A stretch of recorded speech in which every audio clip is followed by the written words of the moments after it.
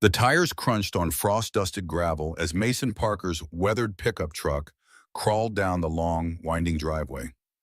Thin wisps of December snow drifted across the Oregon countryside, painting the landscape in muted shades of white and gray. Mason's calloused hands gripped the steering wheel tightly, the only outward sign of the storm raging inside him. 5-year-old Emma sat bundled in the passenger seat, her small face pressed against the window, breath creating little clouds on the cold glass. $15,000. His entire world had been distilled down to that number. $15,000 for this abandoned farmhouse in the middle of nowhere. $15,000 left from a life that once included a 7-figure construction company, a waterfront home in Seattle's exclusive Madison Park neighborhood, and a future that had seemed bulletproof. Emma clutched her stuffed rabbit, Mr. Hoppy, the sole surviving treasure from their previous life. The toy's once white fur had grayed with love and time, one ear, slightly unstitched, held together with Mason's clumsy attempts at repair. He'd sold everything else during those desperate months after Rachel died. Everything except Mr. Hoppy. The farmhouse emerged from behind a cluster of weathered oak trees, 2 stories of faded white clapboard, a sagging porch and overgrown bushes pressing against peeling window frames. Not exactly the dream home he'd promised his daughter. Emma's eyes widened with childish hope. "Is that it, Daddy? Is that our new house?" Mason's throat tightened. The last time he'd seen this level of excitement in her eyes was before the hospital calls, before the funeral, before the foreclosure notices. "That's it, sweetheart. That's our new beginning." The words felt hollow, but he forced a smile. What else could he do? His mind drifted back to the day that had marked the beginning of the end. 10 months ago, a perfect Sunday morning. Rachel making pancakes shaped like animals while he sipped coffee at their kitchen island, surrounded by Italian marble and designer appliances, their phones ringing simultaneously with the hospital's caller ID. Rachel collapsing in their sunroom just 20 minutes later, the aneurysm in her brain a silent assassin that had been waiting to strike. The doctor said it was quick, that she hadn't suffered. As if that somehow made it better. The construction company, Parker Restoration, had been his pride, 12 years of sweat and sacrifice built from the ground up. Specialized in historical restorations across the Pacific Northwest, featured in architectural magazines, courted by wealthy clients with more money than taste. None of it had mattered after Rachel died. Deadlines missed, contracts unfulfilled, employees unpaid. The business had collapsed as surely as his heart had. Mason blinked, forcing himself back to the present. The truck rounded the final bend in the driveway. He slowed, an unfamiliar sensation prickling at the back of his neck. Something was wrong. Smoke. There was smoke rising from the chimney of the supposedly abandoned farmhouse. Mason's hands tightened on the steering wheel, knuckles whitening. His stomach clenched with a mixture of anger and disbelief. Someone was inside his house. The house that represented his last chance, his final attempt to build something from the wreckage of his life. He pulled the truck to a stop 30 feet from the front door. "Emma, stay here for a minute, okay? I need to check something." Emma nodded, already distracted by Mr. Hoppy, whispering something into the rabbit's tattered ear. Mason stepped out of the truck, the cold air biting at his face. The scent of wood smoke hung in the air, undeniable evidence that someone had made themselves at home in the property he'd emptied his bank account to purchase. 6 weeks ago, he'd driven out here for a rushed inspection before the online auction closed. The place had been empty then, dusty and neglected, but structurally sound enough to save with his expertise. The real estate agent had mentioned it had been abandoned for years after the previous owner died without heirs. Perfect for a desperate man with a young daughter and nowhere else to go. Mason approached the front door cautiously, years of construction, site awareness, making him mindful of loose boards and unstable steps. The porch creaked beneath his weight, announcing his presence to whoever was inside. The door was slightly ajar. He pushed it open slowly, muscles tensed for confrontation. The scene inside stopped him cold. The main room had been swept clean, free of the dust and debris he'd seen during his inspection. A fire crackled in the stone fireplace he'd been certain would need a complete rebuild before it was safe to use. But what truly froze him in place were the 2 young women standing in the center of the room, identical expressions of terror in their nearly identical faces. Twins. They had to be twins. Same delicate build, same long blonde hair pulled back in practical ponytails, same wide blue eyes now filled with unmistakable fear. They couldn't have been older than 25. For a moment, nobody moved. The only sound was the gentle pop and hiss of the fire. Then one of the young women stepped forward, hands raised as if to ward off a blow. Please, please don't call the police. We'll leave right now. We just needed somewhere.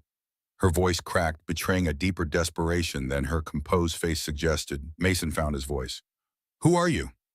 The words came out harder than he intended, fueled by the shock and the complicated emotions of the past 10 months.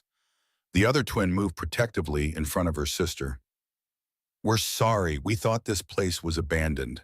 We've been here for a few weeks. We haven't damaged anything, I swear. Her words tumbled out rapidly, practiced, as if she'd rehearsed this explanation. We'll pack up and go. Just please don't call the cops. Mason's gaze swept the room more carefully. Despite their trespassing, they'd treated the place with unexpected care. The floor had been swept clean.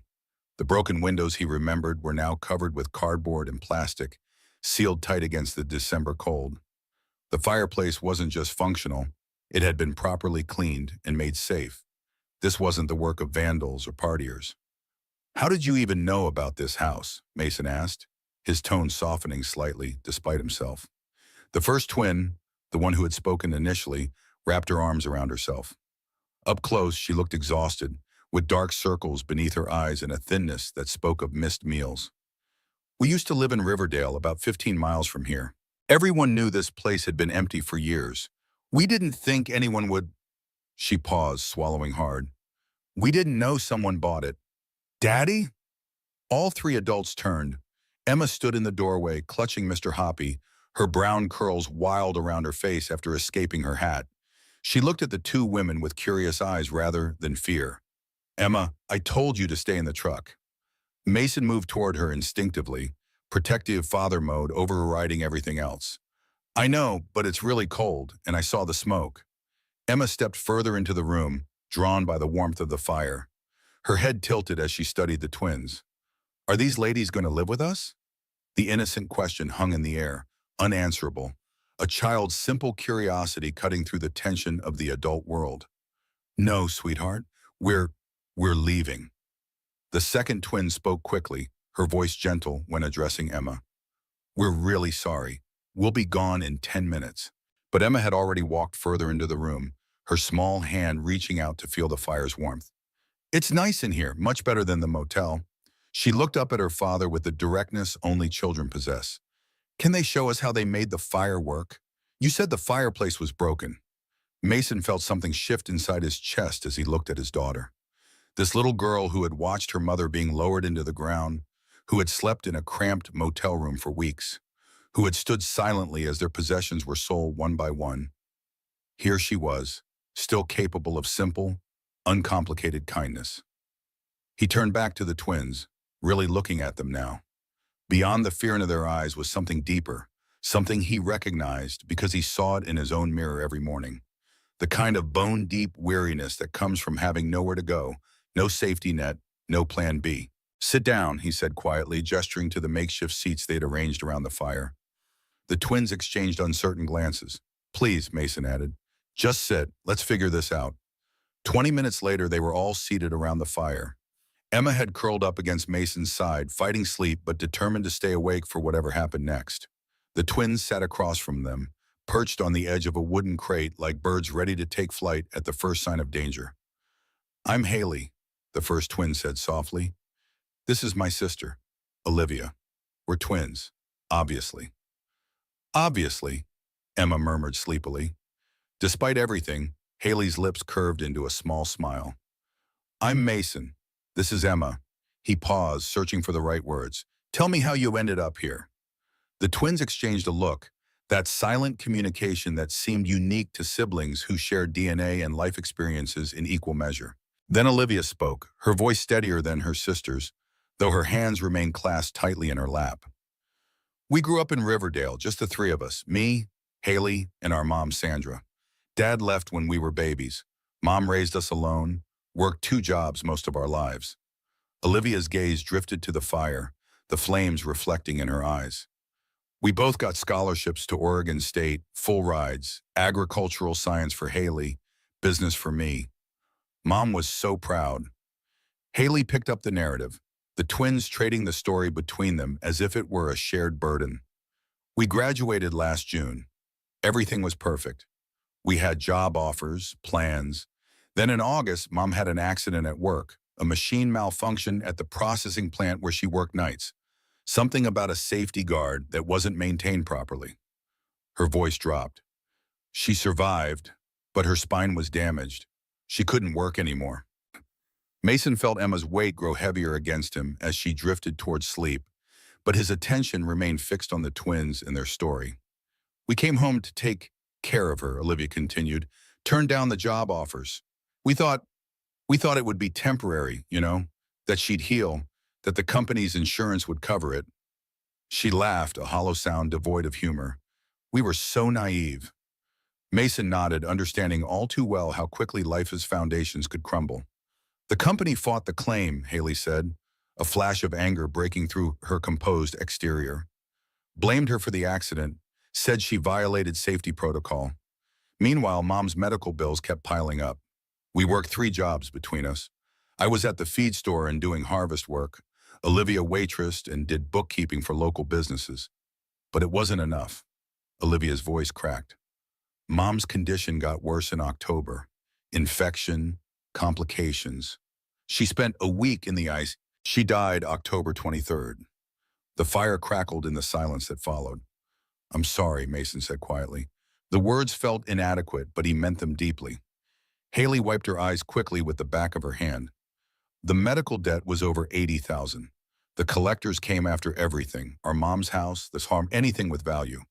We tried to fight it, but we didn't understand the legal system. We didn't have money for lawyers. By December, we had nothing left. Her voice hardened. We were sleeping in our car. Then the car broke down and we couldn't afford to fix it. Someone at the diner mentioned this farmhouse, Olivia added, said it had been abandoned for years.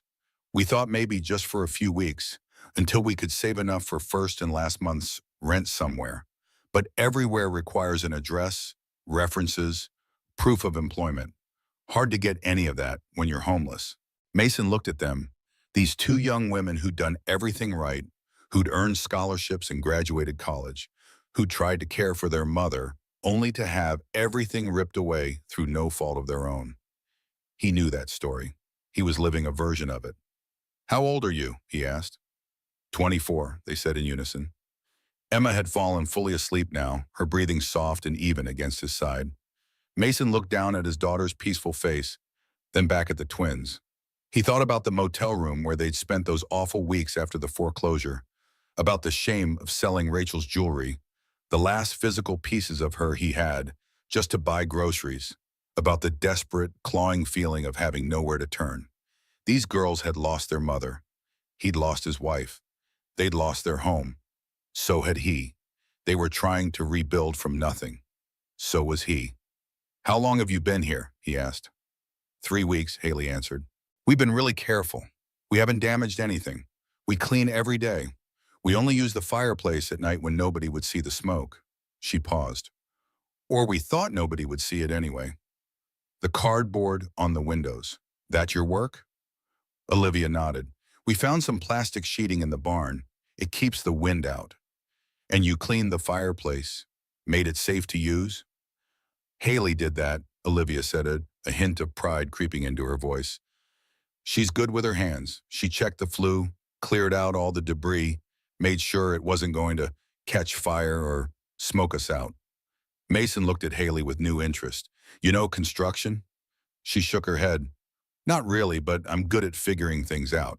I helped build sets for our high school theater program.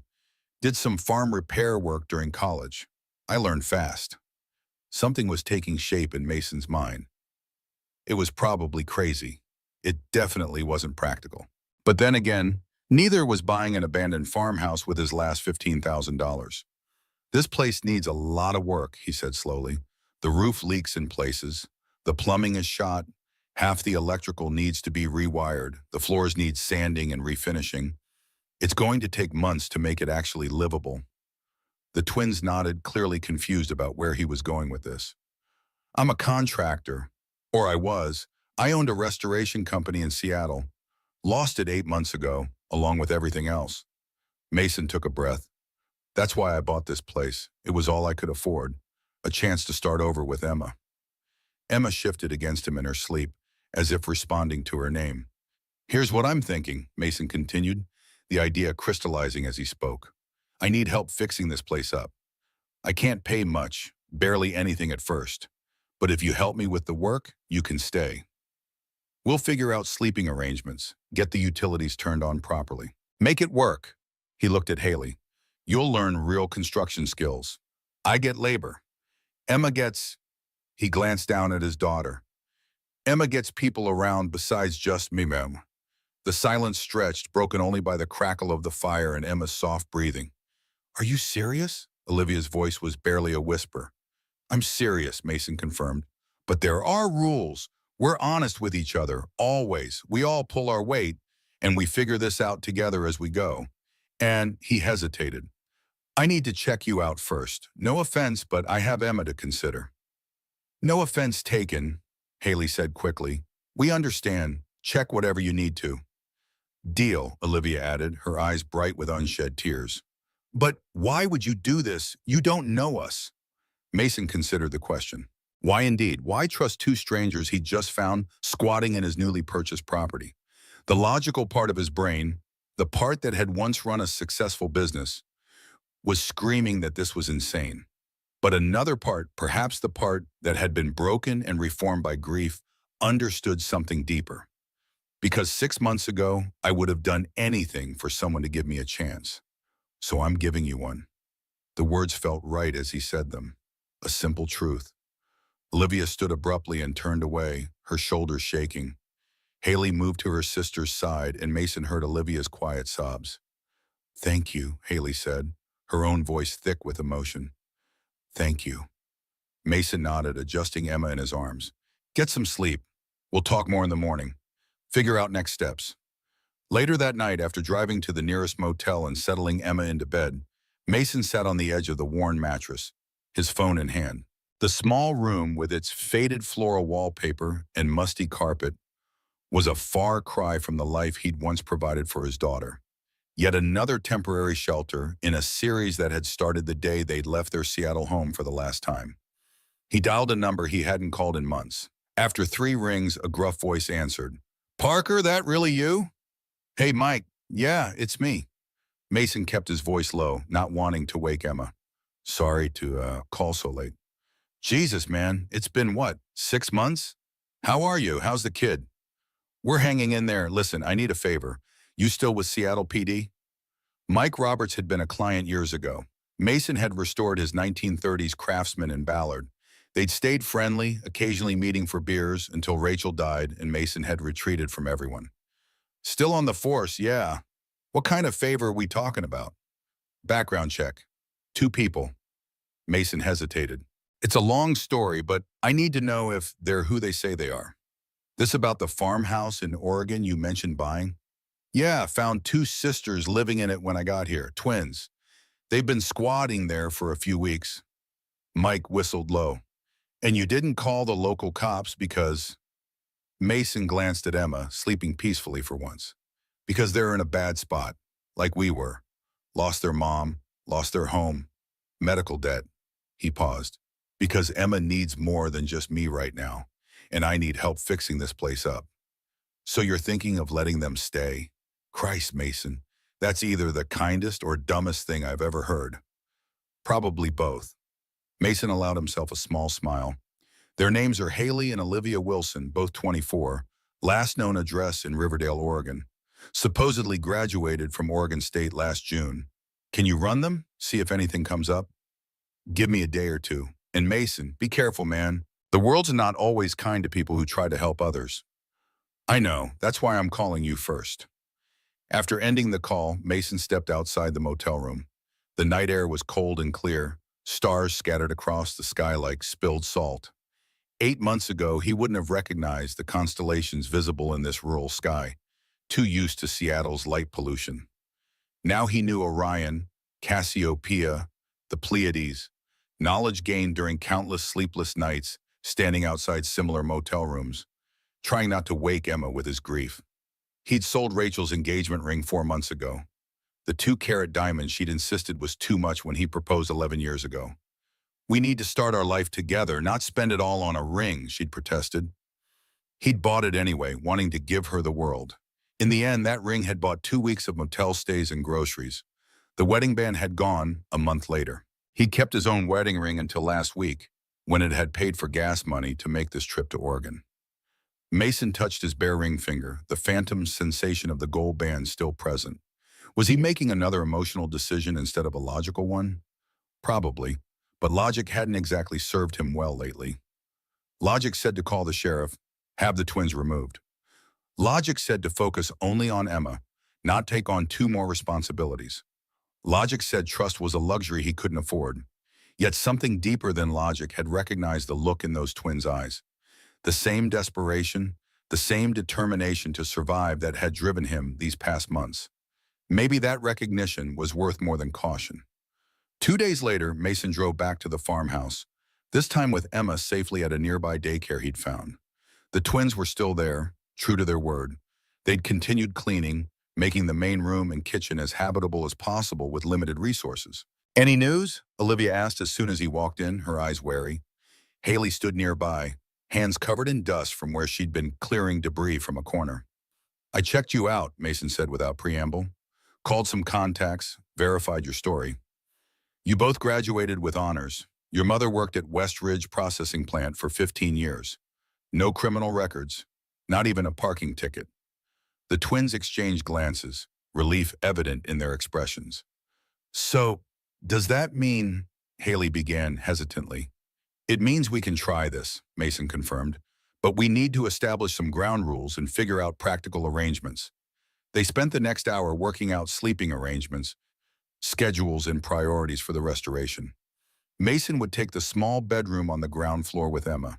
The twins would stay in the barn apartment, a space above the old barn that, while rustic, could be made livable more quickly than the upstairs bedrooms of the main house.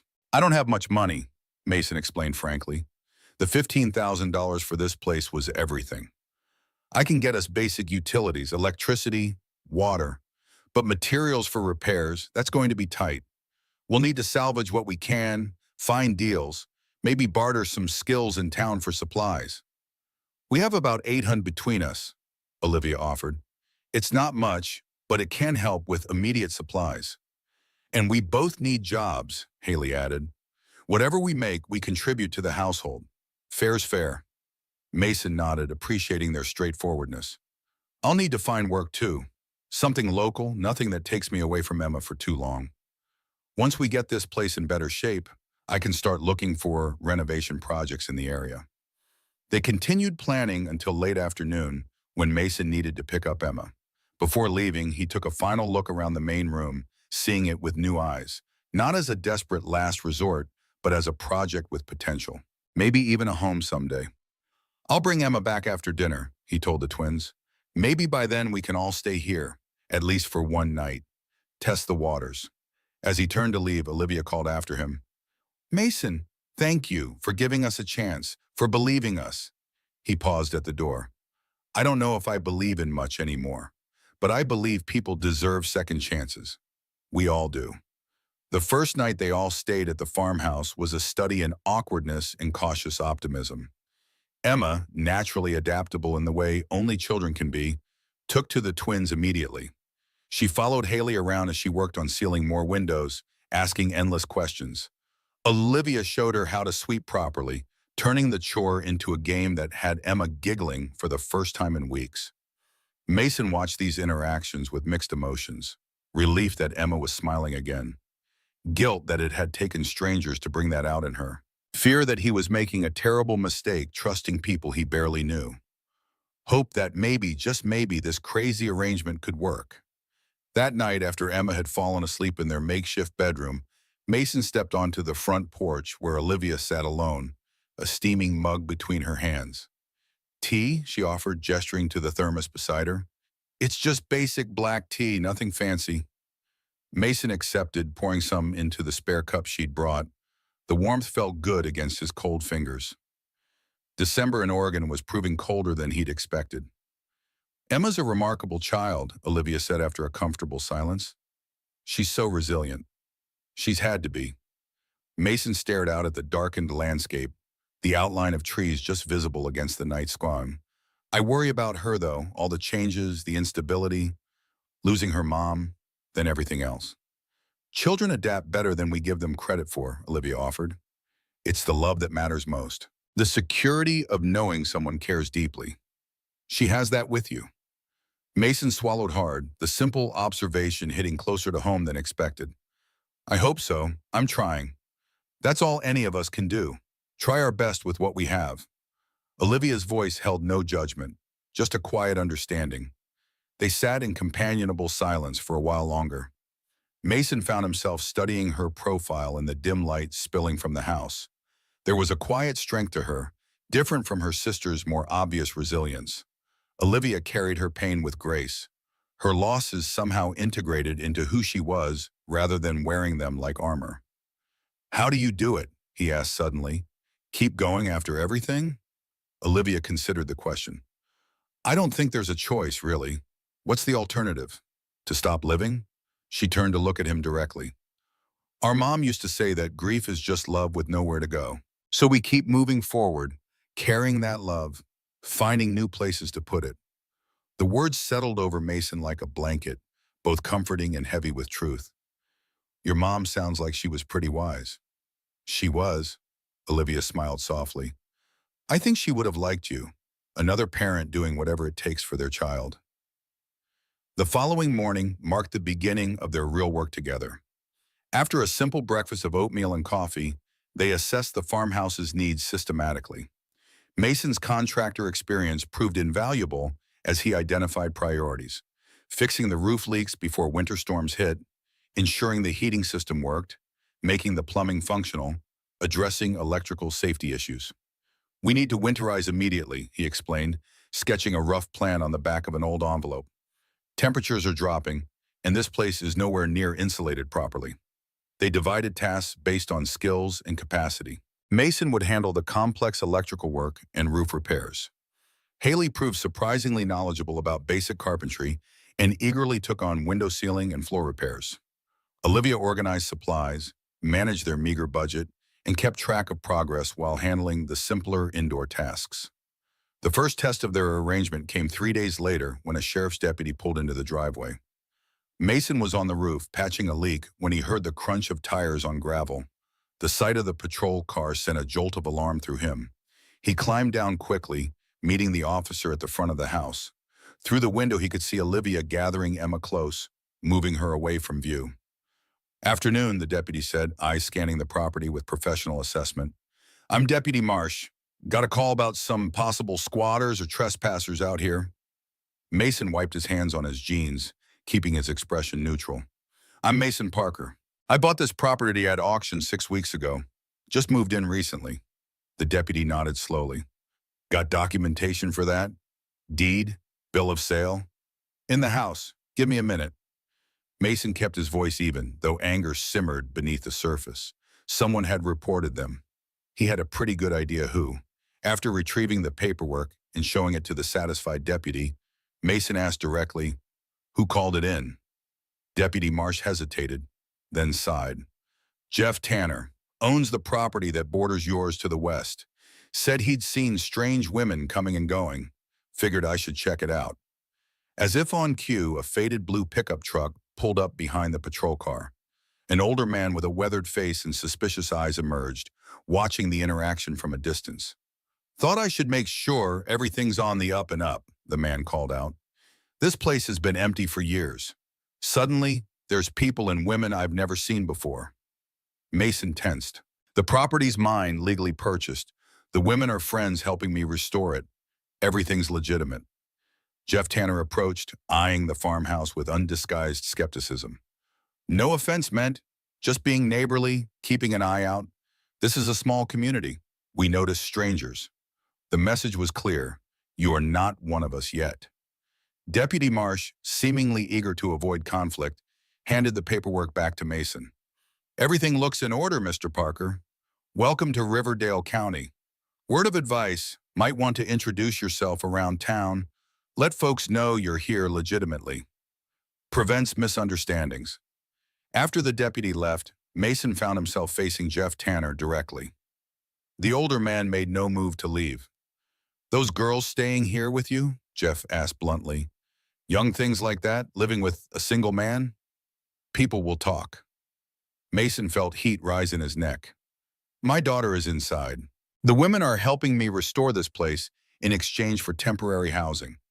It's a business arrangement. Jeff snorted. Sure it is. Listen, I've seen their type before. Pretty faces, sad stories. Next thing you know, they've cleaned you out and disappeared. Just giving you fair warning. Their type? Mason's voice hardened. You mean people who've lost everything and are trying to rebuild? People who deserve a second chance? He stepped closer to Jeff, lowering his voice. Sometimes life knocks you down so hard you need a hand getting back up. I'm giving them that hand, and I'd appreciate it if you'd keep your assumptions to yourself. Something in Mason's tone must have registered because Jeff took a small step back. Your funeral, he muttered. Don't say I didn't warn you.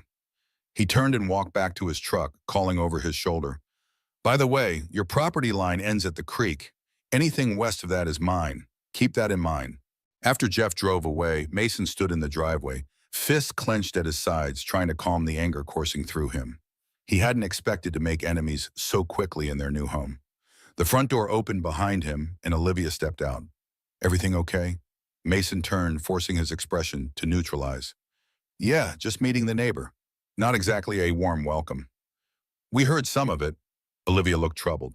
Maybe this arrangement isn't going to work. If it's causing problems for you, it's fine, Mason cut her off. Jeff Tanner doesn't decide who stays on my property. We have every right to be here, all of us. He sighed, running a hand through his hair. But we should be prepared. Small towns talk. People will make assumptions. Olivia nodded slowly. Haley and I can be gone by tomorrow if that would be easier. Is that what you want? No, she admitted quietly. We want to stay, to help, to have a roof over our heads while we figure out next steps. But not if it makes things harder for you and Emma. Mason considered her words, then looked back at the farmhouse. Despite only a few days of work, it already looked more like a home than a ruin. There was still smoke rising from the chimney, but now it represented warmth and cooperation rather than intrusion. Emma's laughter drifted from inside, where she was undoubtedly helping Haley with some project. You're staying, he said firmly. We made a deal. Besides, Emma would never forgive me if I sent away her new best friends. Relief washed over Olivia's face. Thank you. We won't let you down. I know you won't. The certainty in his voice surprised even him. Now let's get back to work. Daylight's burning, and that roof won't fix itself. The next 2 weeks fell into a rhythm of hard work and gradual progress. The twins found jobs in town, Haley at Brennan's Hardware where her knowledge of tools proved valuable, Olivia at Miller's Cafe waiting tables. Their income, combined with Mason's dwindling savings, allowed for critical supplies and utility payments. Mason focused on making the house structurally sound and safe. Each evening, they would gather around the kitchen table, rescued from the barn and sanded down by Haley, to eat simple meals and discuss the day's achievements and challenges. Emma thrived in this new environment, her nightmares becoming less frequent, her questions about her mother less desperate. Then came the evening that changed everything. Mason was installing new wiring in what would eventually become the living room when Emma's voice floated down from upstairs where she'd been helping Olivia sort through old furniture. Did my mommy go to heaven like your mommy? Mason froze, his hands stilling on the wires. In the silence that followed, he could hear his own heartbeat, loud and fast. Olivia's voice, gentle but not condescending, carried clearly. I believe she did, yes. Do you miss your mommy a lot? Every day, sweetheart. Every single day. Me too. Emma's voice grew smaller. Daddy gets sad when I talk about mommy. Sometimes he cries when he thinks I'm sleeping. Mason's chest tightened painfully. He hadn't realized Emma had noticed. That's because your daddy loves your mommy very much, just like you do, Olivia explained. And when we love someone who isn't here anymore, It hurts our hearts to talk about them sometimes. But if we don't talk about Mommy, I might forget her. Emma's voice trembled. I already can't remember what her voice sounds like. Mason felt tears burning behind his eyes. He should go upstairs, handle this himself. But his feet seemed rooted to the spot, his throat too tight to speak. You won't forget her, Olivia assured Emma, because the love stays, even when the memories get a little fuzzy. And you know what? Your daddy has pictures of your mommy and stories about her. Maybe you could ask him to share those with you a little bit at a time. Not all at once, because that might make him too sad, but just one memory or one picture every day. Like taking medicine, Emma asked, her tone serious. Small doses? Olivia's laugh was warm. Exactly like that. Small doses of memory medicine. And you know what else helps? Talking to other people who understand what it's like to miss someone so much. Like you and Haley. Like us. You can always talk to us about your mommy anytime you want. It won't make us sad the same way it makes your daddy sad, because we didn't know her, but we understand what it feels like to miss someone you love. Olivia? Emma's voice became hesitant. What does heaven look like? There was a pause and Mason held his breath. I think heaven probably looks different for everyone, Olivia finally said. For my mom, I imagine it's a beautiful garden with every kind of flower, because she loved gardening. For your mommy, it might be whatever place made her happiest when she was here with you. She liked the beach, Emma offered. We went to the beach for my birthday, and she built a big sand castle with me. Then I bet heaven for her has the most beautiful beach with perfect sand for castles, and she can watch you from there, feeling proud of what a brave, kind girl you are. Mason heard a rustling sound, then Emma's muffled voice. She must have moved into Olivia's arms. He quietly set down his tools and moved to the bottom of the stairs, finally finding the strength to climb them. When he reached the doorway of the upstairs room, he saw Emma curled in Olivia's lap, her small hand tracing patterns on Olivia's sleeve. Olivia looked up, meeting his eyes over Emma's head. Her expression held no judgment, only compassion. Daddy! Emma noticed him and straightened. Olivia and I were talking about Mommy in heaven. Did you know Olivia's mommy is in heaven too? And she still misses her, even though she's a grown-up. Mason swallowed hard. Is that so? Olivia gently shifted Emma off her lap. I should go check on dinner. You two talk for a bit, okay? As she passed Mason in the doorway, their eyes met again. Something unspoken passed between them. Gratitude from him, understanding from her. Their shoulders brushed lightly, and for a moment Mason felt steadied by the brief contact. After Olivia left, Emma patted the floor beside her. Sit with me, Daddy. I want to ask you something important. Mason settled beside his daughter, his knees protesting after hours of crouching to work on the wiring. What is it, sweetheart? Can you tell me one story about Mommy? Just one. Small doses, Olivia said. Emma's eyes were earnest, hopeful in a way he hadn't seen in months. Mason took a deep breath.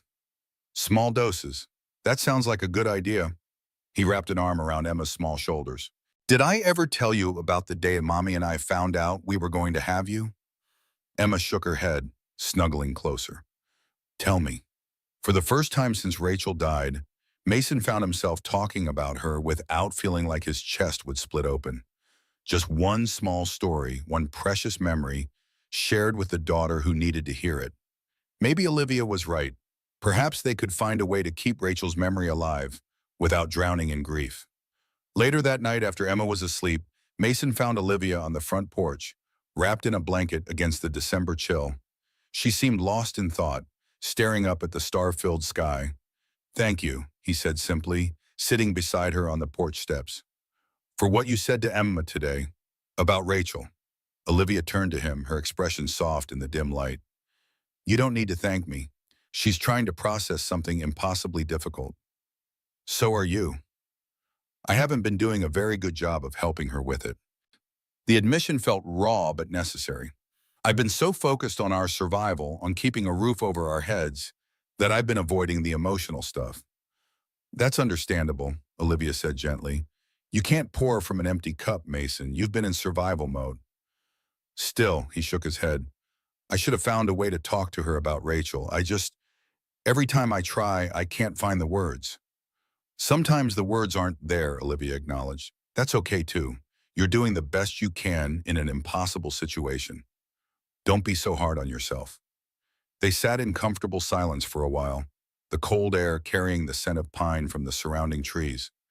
Mason found himself studying the farmhouse, their home, or what would become their home. Despite its dilapidated state, he could see the potential now, the bones of something worth salvaging. I've been meaning to ask, he said finally. The fireplace. How did you know how to fix it? A small smile played at Olivia's lips. That was all Haley. She's the hands-on one between us. I handle the books, she handles the tools. Always been that way. Her expression turned wistful. When we were kids, our mom worked so much that Haley basically became the household engineer, fixing leaky faucets, patching holes in the wall, rewiring lamps. She has this intuitive understanding of how things fit together. She's talented, Mason agreed. With proper training, she could be excellent in construction. That's actually what she wanted to do, Olivia revealed. Before everything happened with Mom, she had a job lined up with a sustainable building company in Portland. Mason felt a pang of regret for the twins' derailed futures. And you, what was your plan? Business management for an organic farm collective. Olivia shrugged lightly. I'm good with numbers, logistics, planning. Not very exciting, but satisfying. Sounds like you two were set. We were. She pulled the blanket tighter around her shoulders. But you know what? Plans change. Life happens. We adapt. We adapt, Mason echoed, finding unexpected comfort in the simple philosophy. The conversation might have continued, but the sound of a vehicle pulling into the driveway drew their attention. Headlights swept across the front of the house as a small sedan approached. Are you expecting someone? Olivia asked, tension evident in her voice. Mason stood, immediately on guard. No, stay here. He moved down the porch steps as the car came to a stop. A woman emerged, her professional attire visible even in the dim evening light.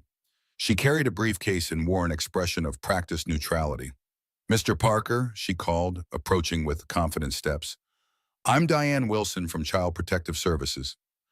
I'm sorry to drop by unannounced, but we received a report concerning your daughter Emma's living conditions. Mason felt the ground shift beneath his feet. CPS. Someone had called CPS about Emma. His mind immediately flashed to Jeff Tanner, but he forced himself to remain calm. This is my property, he said evenly. Emma is well cared for. I'm sure she is, Diane replied, her tone professional but not unkind. However, we're required to follow up on all reports. I'll need to schedule a home inspection and interview within the next 30 days. From the porch, Olivia watched silently, the blanket clutched around her shoulders like a shield. Mason could feel the weight of her gaze, along with the crushing pressure of this new threat. Everything he'd been working toward, this desperate attempt to create stability for Emma, now hung in the balance. Of course, he managed, his voice steadier than he felt. Whatever you need. As Diane outlined the requirements for the upcoming inspection, Mason's mind raced through the implications. The house was nowhere near ready. The sleeping arrangements were makeshift at best. Their financial situation was precarious. And now there were 2 additional adults living with them in an unconventional arrangement that would certainly raise eyebrows. After Diane left, Mason remained in the driveway, staring after her taillights as they disappeared down the long drive. Olivia approached silently, standing beside him in the cold night air. CPS, Mason said flatly. Someone reported us. Jeff Tanner? Olivia guessed. Probably. Doesn't matter who. What matters is we have 30 days to make this place pass inspection, or he couldn't finish the sentence. The alternative was unthinkable. Olivia's hand found his arm, her touch light but grounding. Then we have 30 days to make it work. We will, Mason. All of us together. He turned to look at her, finding unexpected strength in her steady gaze. This isn't your problem. You and Haley didn't sign up for this. We're in this together now, she said firmly. Emma needs this home. You need this home. And frankly, so do we. Her grip on his arm tightened slightly. We'll make it work, whatever it takes. In that moment, standing in the cold December night, with the weight of seemingly insurmountable challenges before them, Mason felt something he hadn't experienced in months, hope. Not the desperate, clinging hope that had sustained him through the worst days after Rachel's death, but something steadier, more resilient, the kind of hope that comes from knowing you're not facing the storm alone. Whatever it takes, he agreed, his voice finding new resolve. The farmhouse loomed behind them, broken but standing, much like the four souls who now called it home. Whatever it takes. 6 weeks passed in a blur of sawdust, paint fumes, and gradual transformation. January's bitter cold gave way to February's damp chill, but inside the farmhouse, warmth had begun to take hold. Not just from the now reliable heating system Mason had coaxed back to life, but from the rhythm of four lives learning to move in tandem. The once abandoned structure had transformed from a desperate last resort into something that, while far from perfect, increasingly resembled a home. Mason stood at the kitchen counter, reviewing the checklist for the CPS inspection scheduled for that afternoon. The knot in his stomach tightened with each item he considered. Plumbing, functional if temperamental. Electrical, safe though not yet complete. Sleeping arrangements, acceptable though not ideal. Documentation of Emma's schooling, organized and ready. Financial stability, this was where his confidence wavered. The meager construction jobs he'd picked up locally barely covered essentials. Without the twins' contributions from their jobs in town, they would have fallen short weeks ago. The sound of Emma's laughter drifted in from outside, where Haley was showing her how to identify different types of wood scraps. The child who had once been silent for days after her mother's death now bubbled with questions and observations, her natural curiosity reawakening under the patient attention of their unexpected housemates. Mason watched through the window as Emma solemnly held up a piece of oak for Haley's inspection, her face serious with concentration. The kitchen door opened, bringing a gust of cold air, and Olivia, returning from her morning shift at Miller's Cafe. Her cheeks were pink from the February wind, her blonde hair escaping from its practical ponytail. She carried a paper bag that released the aroma of freshly baked bread. Day-old bread from the cafe. She set the bag on the counter. Miller lets the staff take it home rather than throw it away. I thought it might help with lunch. Mason nodded gratefully. These small provisions, Olivia's rescued bakery items, Haley's employee discount at the hardware store, Mason's ability to repair rather than replace, had become their economic lifeline. The inspector will be here at 2. Mason pushed the checklist toward her. We've addressed most of the safety concerns, but I'm worried about the financial stability part. If they think we can't provide properly for Emma, the unfinished sentence hung between them. The possibility of losing Emma had haunted Mason since Diane Wilson's first visit, materializing in nightmares where faceless officials carried his daughter away while he stood helpless. Olivia studied the list, her brow furrowed in concentration. We have 3 steady incomes now, even if they're modest. The utilities are current. There's food in the pantry. She looked up, her blue eyes meeting his. Children don't need luxury, Mason. They need security, stability, and love. Emma has all 3 here. The simple confidence in her assessment steadied him. Over these weeks, Olivia had revealed herself to be the practical counterbalance to his tendency toward worst-case scenarios. While Haley's talents lay in physical creation and repair, Olivia excelled at organization, at transforming chaos into manageable plans. What if they ask about, Mason gestured vaguely, encompassing the unconventional nature of their household? About us? Olivia's expression remained calm. We tell the truth. We're helping each other rebuild our lives. There's nothing shameful in that. She paused, then added softly, the truth has a clarity that lies never achieve. Outside, Emma had moved on to sorting nails by size, her small hands working with careful precision under Haley's guidance. The sight crystallized something in Mason's chest, a protective determination that transcended fear. You're right. He straightened, squaring his shoulders. We have nothing to hide. The hours before the inspection passed in a flurry of final preparations. Mason secured the last loose handrail on the stairs. Haley double-checked the window locks and smoke detectors. Olivia organized Emma's medical records, school enrollment papers, and the documentation of Mason's legal custody. By 1:30, they had done everything humanly possible to prepare. Emma, dressed in her cleanest jeans and the sweater Olivia had found at the local thrift shop, sat at the kitchen table coloring. Mason knelt beside her, his voice gentle. "Remember what we talked about? A lady is coming to see our house today." Emma nodded without looking up from her drawing. "Because she wants to make sure I'm okay."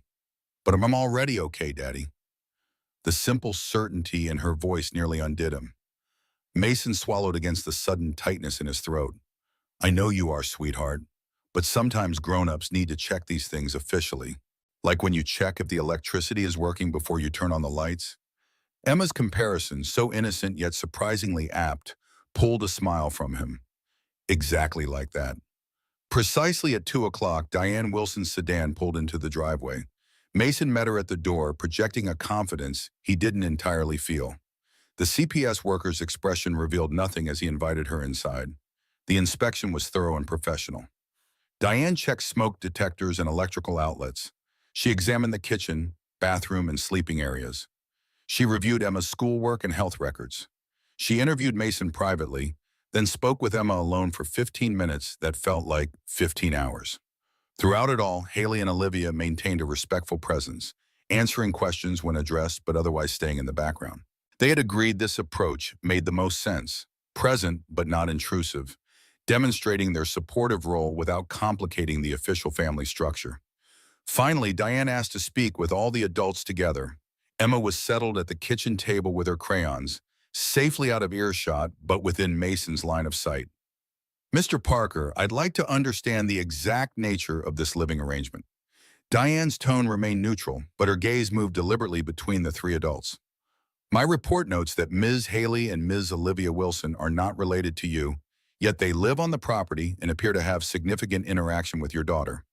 Mason felt a flush of defensiveness rise in his throat, but before he could respond, Olivia spoke, her voice calm and measured. "Ms. Wilson, we understand your concern. The situation is unconventional, but it's based on mutual need and respect. Mason and Emma needed help restoring this property to make it properly livable. My sister and I needed housing after losing our mother and our home. We exchange our labor and a portion of our incomes for lodging while maintaining appropriate boundaries." "And there are no romantic entanglements in this arrangement?"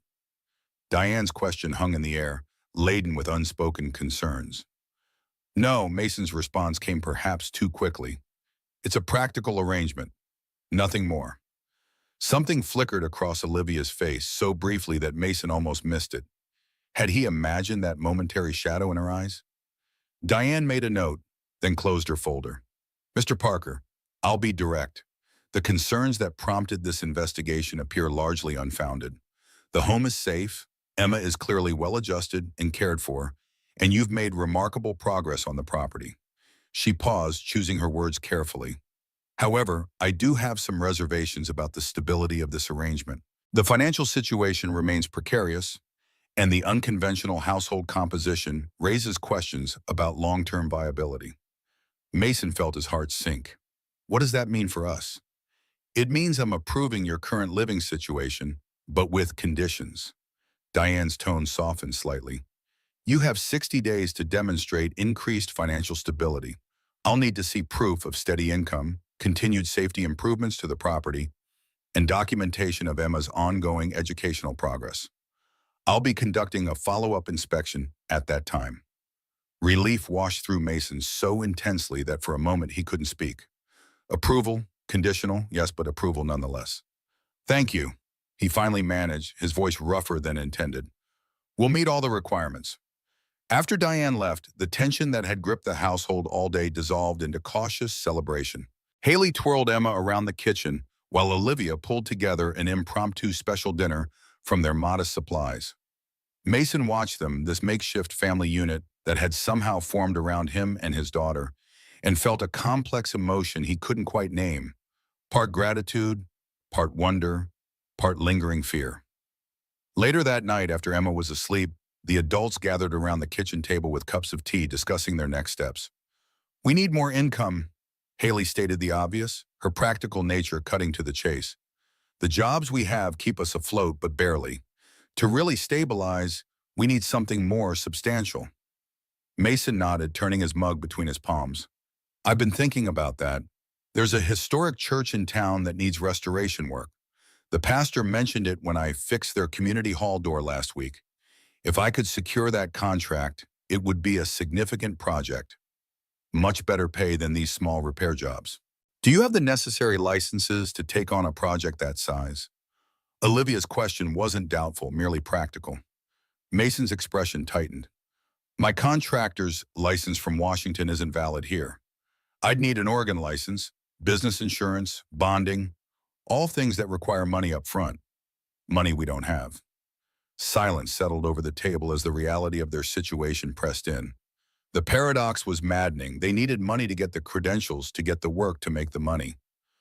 What if, Haley began hesitantly, then stopped, shaking her head. Never mind. No, what were you going to say? Mason encouraged. Haley exchanged a glance with her sister before continuing. What if we pooled everything? Olivia and I have been saving what we can from our jobs. It's not much, about $600, but maybe it would help with the licensing costs? Mason stared at her, genuinely taken aback.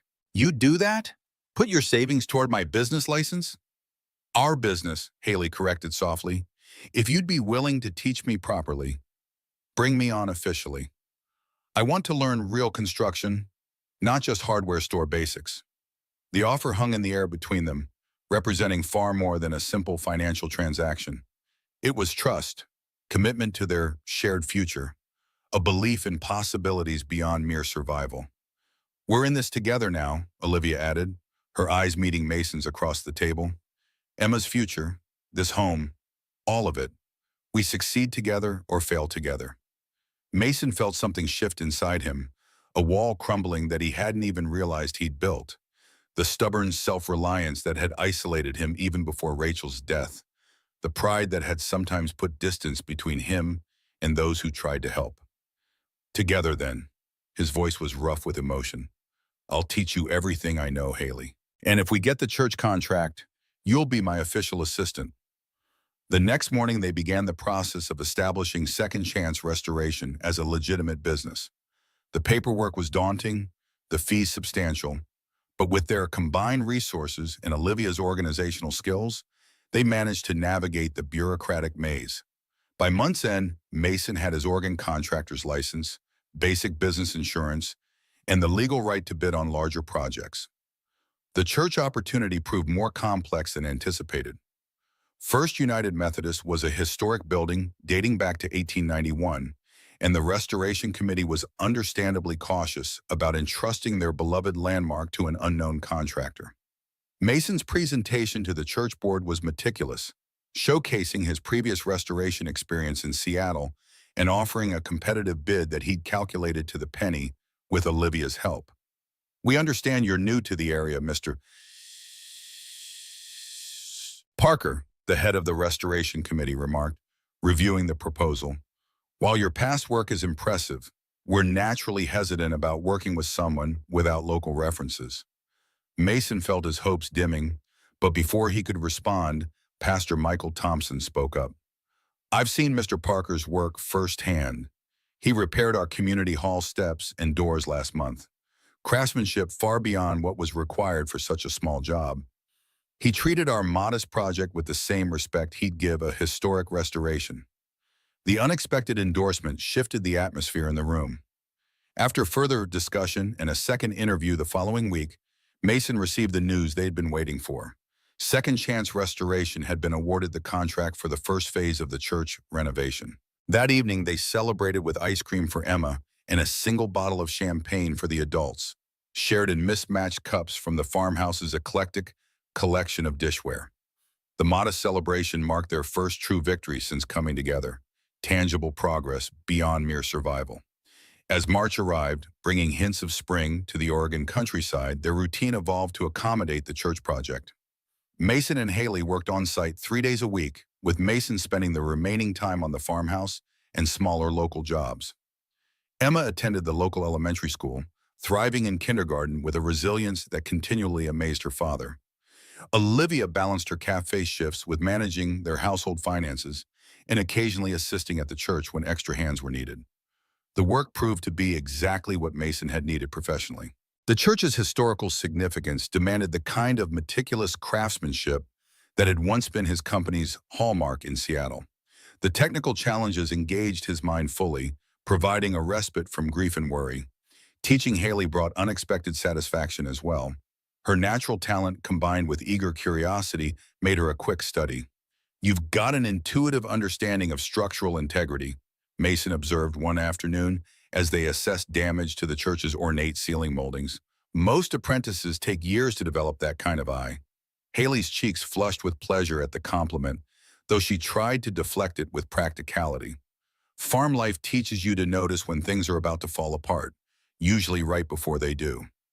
Their easy working relationship occasionally raised eyebrows among the church volunteers and local contractors who assisted with larger tasks. In a field still dominated by men, particularly in rural Oregon, Haley's presence as more than a helper was unusual.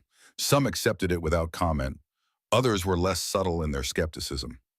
"Isn't that molding work a bit delicate for a young lady?" remarked Ron Fletcher, a semi-retired carpenter helping with the project.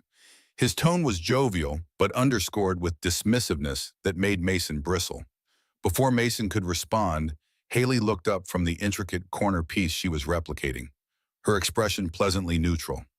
"Delicate work requires patience and precision, Mr. Fletcher. Fortunately, those qualities aren't determined by gender." The simple dignity of her response, delivered without anger or defensiveness, impressed Mason. He'd have likely responded with sharper words, potentially damaging their standing in the community they were still trying to join. Haley's approach diffused the situation while maintaining her boundaries. As the weeks passed, the church project progressed ahead of schedule, building Second Chance Restoration's reputation in the community. Mason found himself referred for additional work, smaller jobs that nonetheless represented a growing acceptance and trust. The financial strain that had defined their first months began to ease, though they remained far from comfortable. Emma's 6th birthday arrived in late March, an occasion that triggered a wave of grief for Mason. Rachel had always made birthdays magical, planning for months with handmade decorations and traditions that created memories more precious than any store-bought gift. The thought of Emma's first birthday without her mother threatened to overwhelm him with inadequacy. Olivia found him on the porch the night before, staring into the darkness, a crumpled list of birthday ideas discarded beside him. "She deserves something special." Mason's voice was low, tight with emotion. "But everything I think of feels hollow compared to what Rachel would have done." Olivia settled beside him, pulling her cardigan closer against the March chill. "You don't need to replicate what Rachel did. You just need to be present for Emma in your own way." "What if that's not enough?" "It is enough. You are enough." Olivia's words held such quiet certainty that Mason found himself wanting to believe them. "Children don't need perfection, Mason. They need love that meets them where they are." The next morning, Emma woke to find a treasure hunt throughout the house, with clues leading to small, thoughtful gifts: a set of colored pencils, a bird identification book, a handmade wooden box crafted by Haley for her growing collection of special rocks. The simplicity of the celebration, far from disappointing her, seemed to delight Emma all the more for being manageable and personal.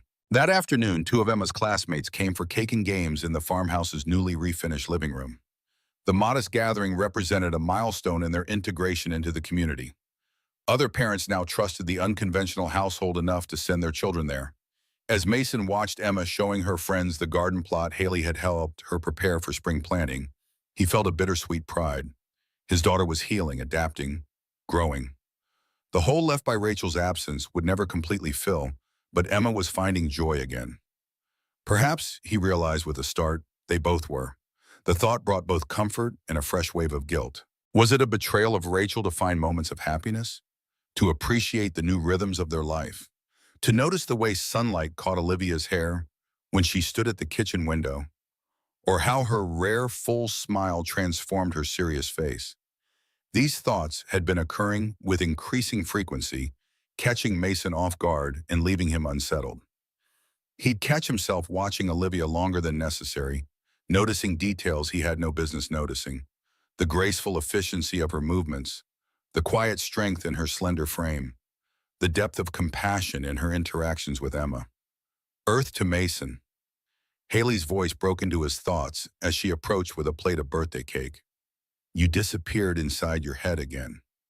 Mason accepted the cake, grateful for the interruption of his troubling train of thought. just thinking about how much has changed since Emma's last birthday.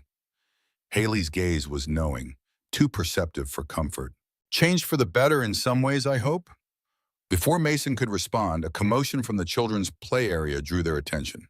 Emma was showing her friends the wooden box Haley had made, proudly displaying her collection of interesting stones and shells. And this one, Emma held up a smooth black stone with a white quartz line running through it, is special because Olivia is like my new mom, and she found it with me at the creek. The innocent declaration hung in the air. Mason froze, the plate nearly slipping from his suddenly numb fingers. Across the room, Olivia had clearly heard as well. Her body went still, her eyes meeting Mason's in a moment of shared panic. The children, oblivious to the adults' reaction, continued examining rocks and chattering. But the damage was done. One of the mothers, Karen Mitchell, raised an eyebrow, her expression cooling noticeably. The remainder of the small party passed in awkward tension. Mason maintained a cheerful facade for Emma's sake, but he could feel the subtle withdrawal of the other parents, the way their casual questions suddenly probed at the household's dynamics. After the guests departed, taking with them gossip that would undoubtedly circulate through the small community, Mason found Olivia in the kitchen, mechanically cleaning up party debris. "I'm sorry," she spoke before he could, her voice tight. "I never encouraged Emma to think of me that way. I've been careful about boundaries." "I know." Mason ran a hand through his hair, frustration and weariness washing over him. Emma formed that connection herself. She's looking for maternal figures. It's natural, but potentially damaging to your custody situation. Olivia voiced the fear they both recognized. If CPS hears about this, they might question the appropriateness of our arrangement. The unspoken complexity hung between them, the reality that Emma's innocent comment had exposed. There was growing attachment here, not just between Emma and the twins, but among all of them. Attachments that complicated their practical arrangement narrative. "We'll be more careful," Mason finally said, though the words felt hollow. "Make the boundaries clearer to Emma." Olivia nodded, but her eyes held doubt. Could they truly control the emotional connections forming in this shared space? Should they even try on? The question lingered unresolved as spring advanced. April brought heavy rains that tested their roof repairs and revealed several previously undetected leaks. The church project encountered complications when structural damage behind the altar proved more extensive than initial assessments had indicated.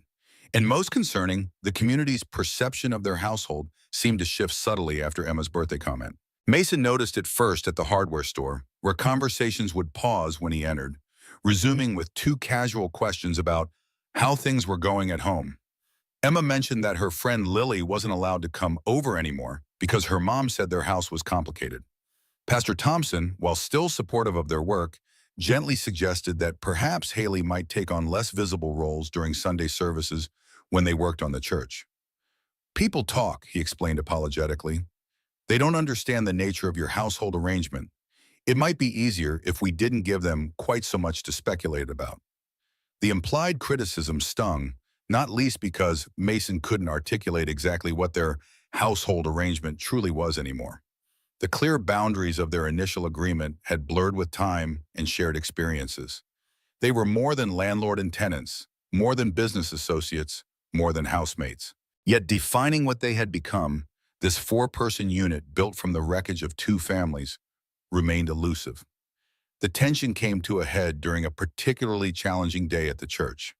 A delivery of specialized lumber arrived damaged, setting back their schedule by weeks. The church committee expressed their displeasure, questioning Mason's project management. Then, as they were packing up tools in frustrated silence, Ron Fletcher approached with false casualness.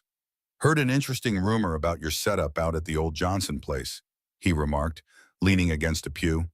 "Folks are saying it's quite the modern family arrangement you have got going. Two pretty young women living with the widower and his daughter. Mighty convenient." Mason's hand stilled on the toolbox. "My personal life isn't relevant to this job, Ron." "Maybe not," Fletcher shrugged, "but people around here care about such things. Traditional values and all that might affect whether folks want to hire you." Haley set down the molding sample she'd been wrapping, her voice carefully controlled. "Mr. Fletcher, we're professionals doing quality work. That's what should matter." Sure, sure. Fletcher's smile didn't reach his eyes. Just passing along what I hear. This community has long memories and strong opinions. Might want to consider that is all.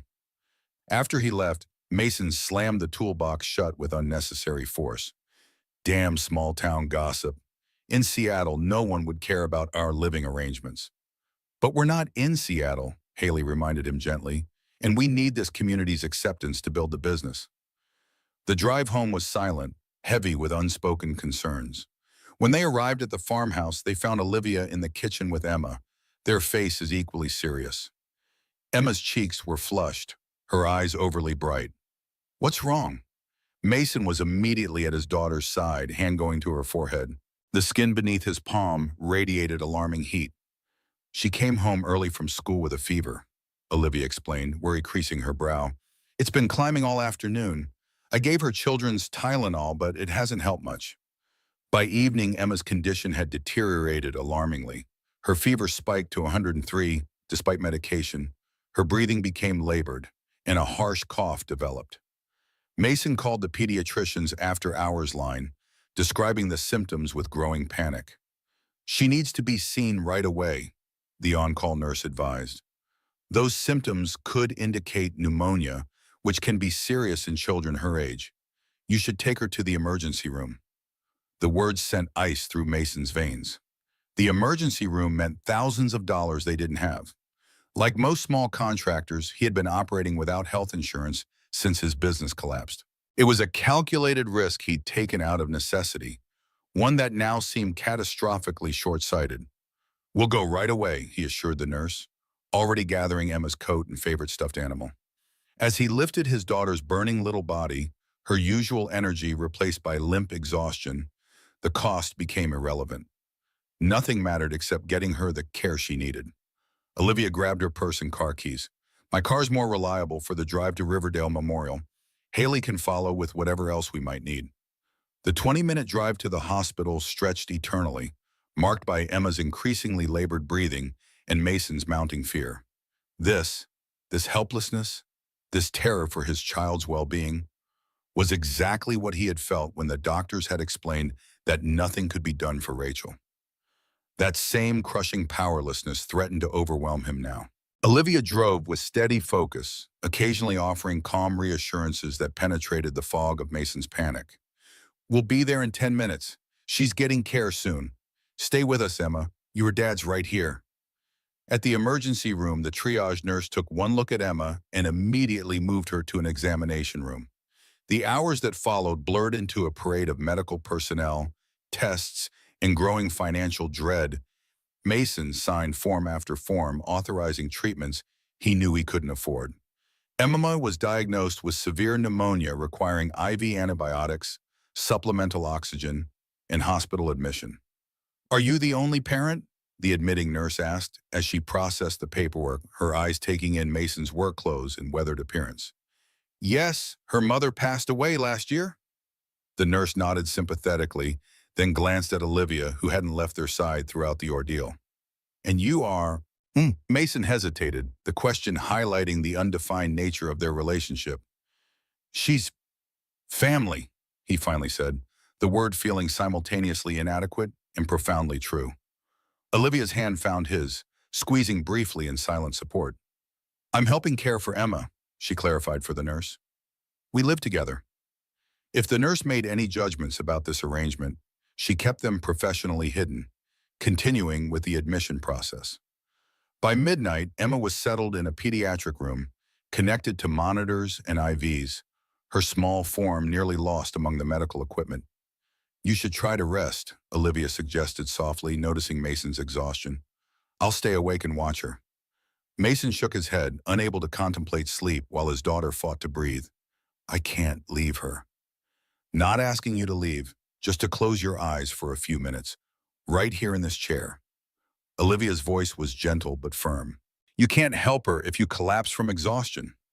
As the night deepened, Mason drifted into uneasy sleep, waking frequently to check on Emma. During one such moment of wakefulness, he found Olivia standing by the hospital bed, gently stroking Emma's hair away from her feverish forehead, whispering words too soft to hear. The tenderness of the gesture, the unguarded affection on Olivia's face in what she thought was a private moment, struck Mason with unexpected force. This woman had no obligation to his daughter, no biological connection, no legal responsibility. Yet here she was, keeping vigil with the same fierce devotion a mother might show. The realization shifted something fundamental in Mason's understanding of what they had become to each other. Morning brought improvement in Emma's condition. The antibiotics began to take effect, her fever moderating, her breathing less labored. The doctor expressed cautious optimism, but advised that she would need to remain hospitalized for several more days. Haley arrived with clean clothes and food from home, her practical support allowing Mason and Olivia to maintain their vigil. As the day progressed, Mason excused himself briefly to speak with the hospital's financial counselor, a conversation that confirmed his worst fears. The cost of Emma's treatment would be catastrophic without insurance. "We have financial assistance programs," the counselor explained, reviewing his income documentation with a sympathetic expression. "But even with maximum assistance, your portion will be substantial." When Mason returned to Emma's room, the weight of this new burden evident in his posture, Olivia immediately recognized something was wrong. She waited until Haley had taken over the bedside watch before drawing Mason into the hallway. "How bad is it?" Mason leaned against the wall, suddenly bone-weary. "Bad. Even with their assistance program, we're looking at thousands we don't have. The church project payment won't come until completion, and we've barely covered the business startup costs." Olivia was quiet for a moment, thinking. "Miller, my boss at the cafe, his wife works as a nurse practitioner at the community clinic. She might know about additional resources." The offer of help, simple and practical, broke something in Mason. The accumulated stress of Emma's illness, financial pressure, community judgment, and his own confused feelings converged in a moment of raw vulnerability. "I don't know how to do this anymore," he admitted, voice barely audible. "Every time I think we're gaining ground, something pulls us back under. I'm failing her, just like I failed Rachel." Olivia stepped closer, her presence steady in the face of his crumbling composure. "You haven't failed anyone, Mason. Not Rachel, not Emma, not yourself." "Haven't I? My wife died and I couldn't save her. My business collapsed. I dragged my daughter across state lines to live in a rundown farmhouse with no heat and no plan. Now she's hospitalized with pneumonia and I can't even afford to pay for her treatment." His voice cracked with the weight of accumulated guilt. "What kind of father, what kind of man does that make me?" "It makes you human." Olivia's words were soft but firm. "Imperfect, struggling, doing the best you can with impossible circumstances. That's not failure, Mason. That's life." She reached up, her hand gently touching his face, turning it toward her. "You know what I see when I look at you? A man who would sacrifice everything for his daughter, who gets up every morning and fights for one more day, one more chance, who has the courage to accept help when it's offered, even when it hurts his pride." The simple truth of her assessment, delivered without pity or judgment, penetrated Mason's defenses in a way nothing else could have. The wall he'd maintained around his grief, his fear, his loneliness, crumbled entirely. Olivia's arms were around him then, holding him as the storm broke, as months of suppressed emotion found release. They stood in the sterile hospital hallway, her slight frame somehow strong enough to support him through the moment of surrender. When Mason finally straightened, wiping roughly at his face, embarrassment threatened to overtake him. "I'm sorry, I shouldn't have." "Don't," Olivia cut him off gently. "Don't apologize for being human with me." Their eyes met, a moment of perfect understanding passing between them. Something had shifted, some barrier dissolving to reveal a deeper connection than either had acknowledged before. The moment was interrupted by Haley appearing at the room's door. "Emma's asking for you both." They returned to the bedside where Emma was awake, her eyes clearer than they had been since the illness began. "Daddy, Olivia, are you mad at each other? I heard talking." "No, sweetheart." Mason smoothed her hair back from her forehead. "We were just figuring out how to help you get better faster." "Good." Emma's voice was weak but determined. "Because we're a family now, and families stay together even when things are hard. That's what you told me when Mommy died, remember?" The innocent wisdom, so characteristic of Emma's perspective, struck them all silent. Mason looked from his daughter to Olivia, seeing in the latter's eyes the same realization that had been growing in his own heart.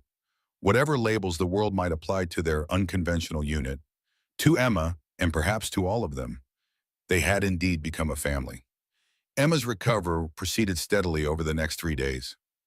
Mason rarely left the hospital, catching brief naps in the uncomfortable visitor's chair, while Olivia or Haley maintained the bedside vigil.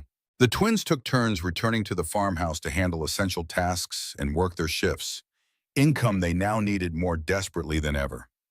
On the third day, Olivia arrived at the hospital with unexpected news.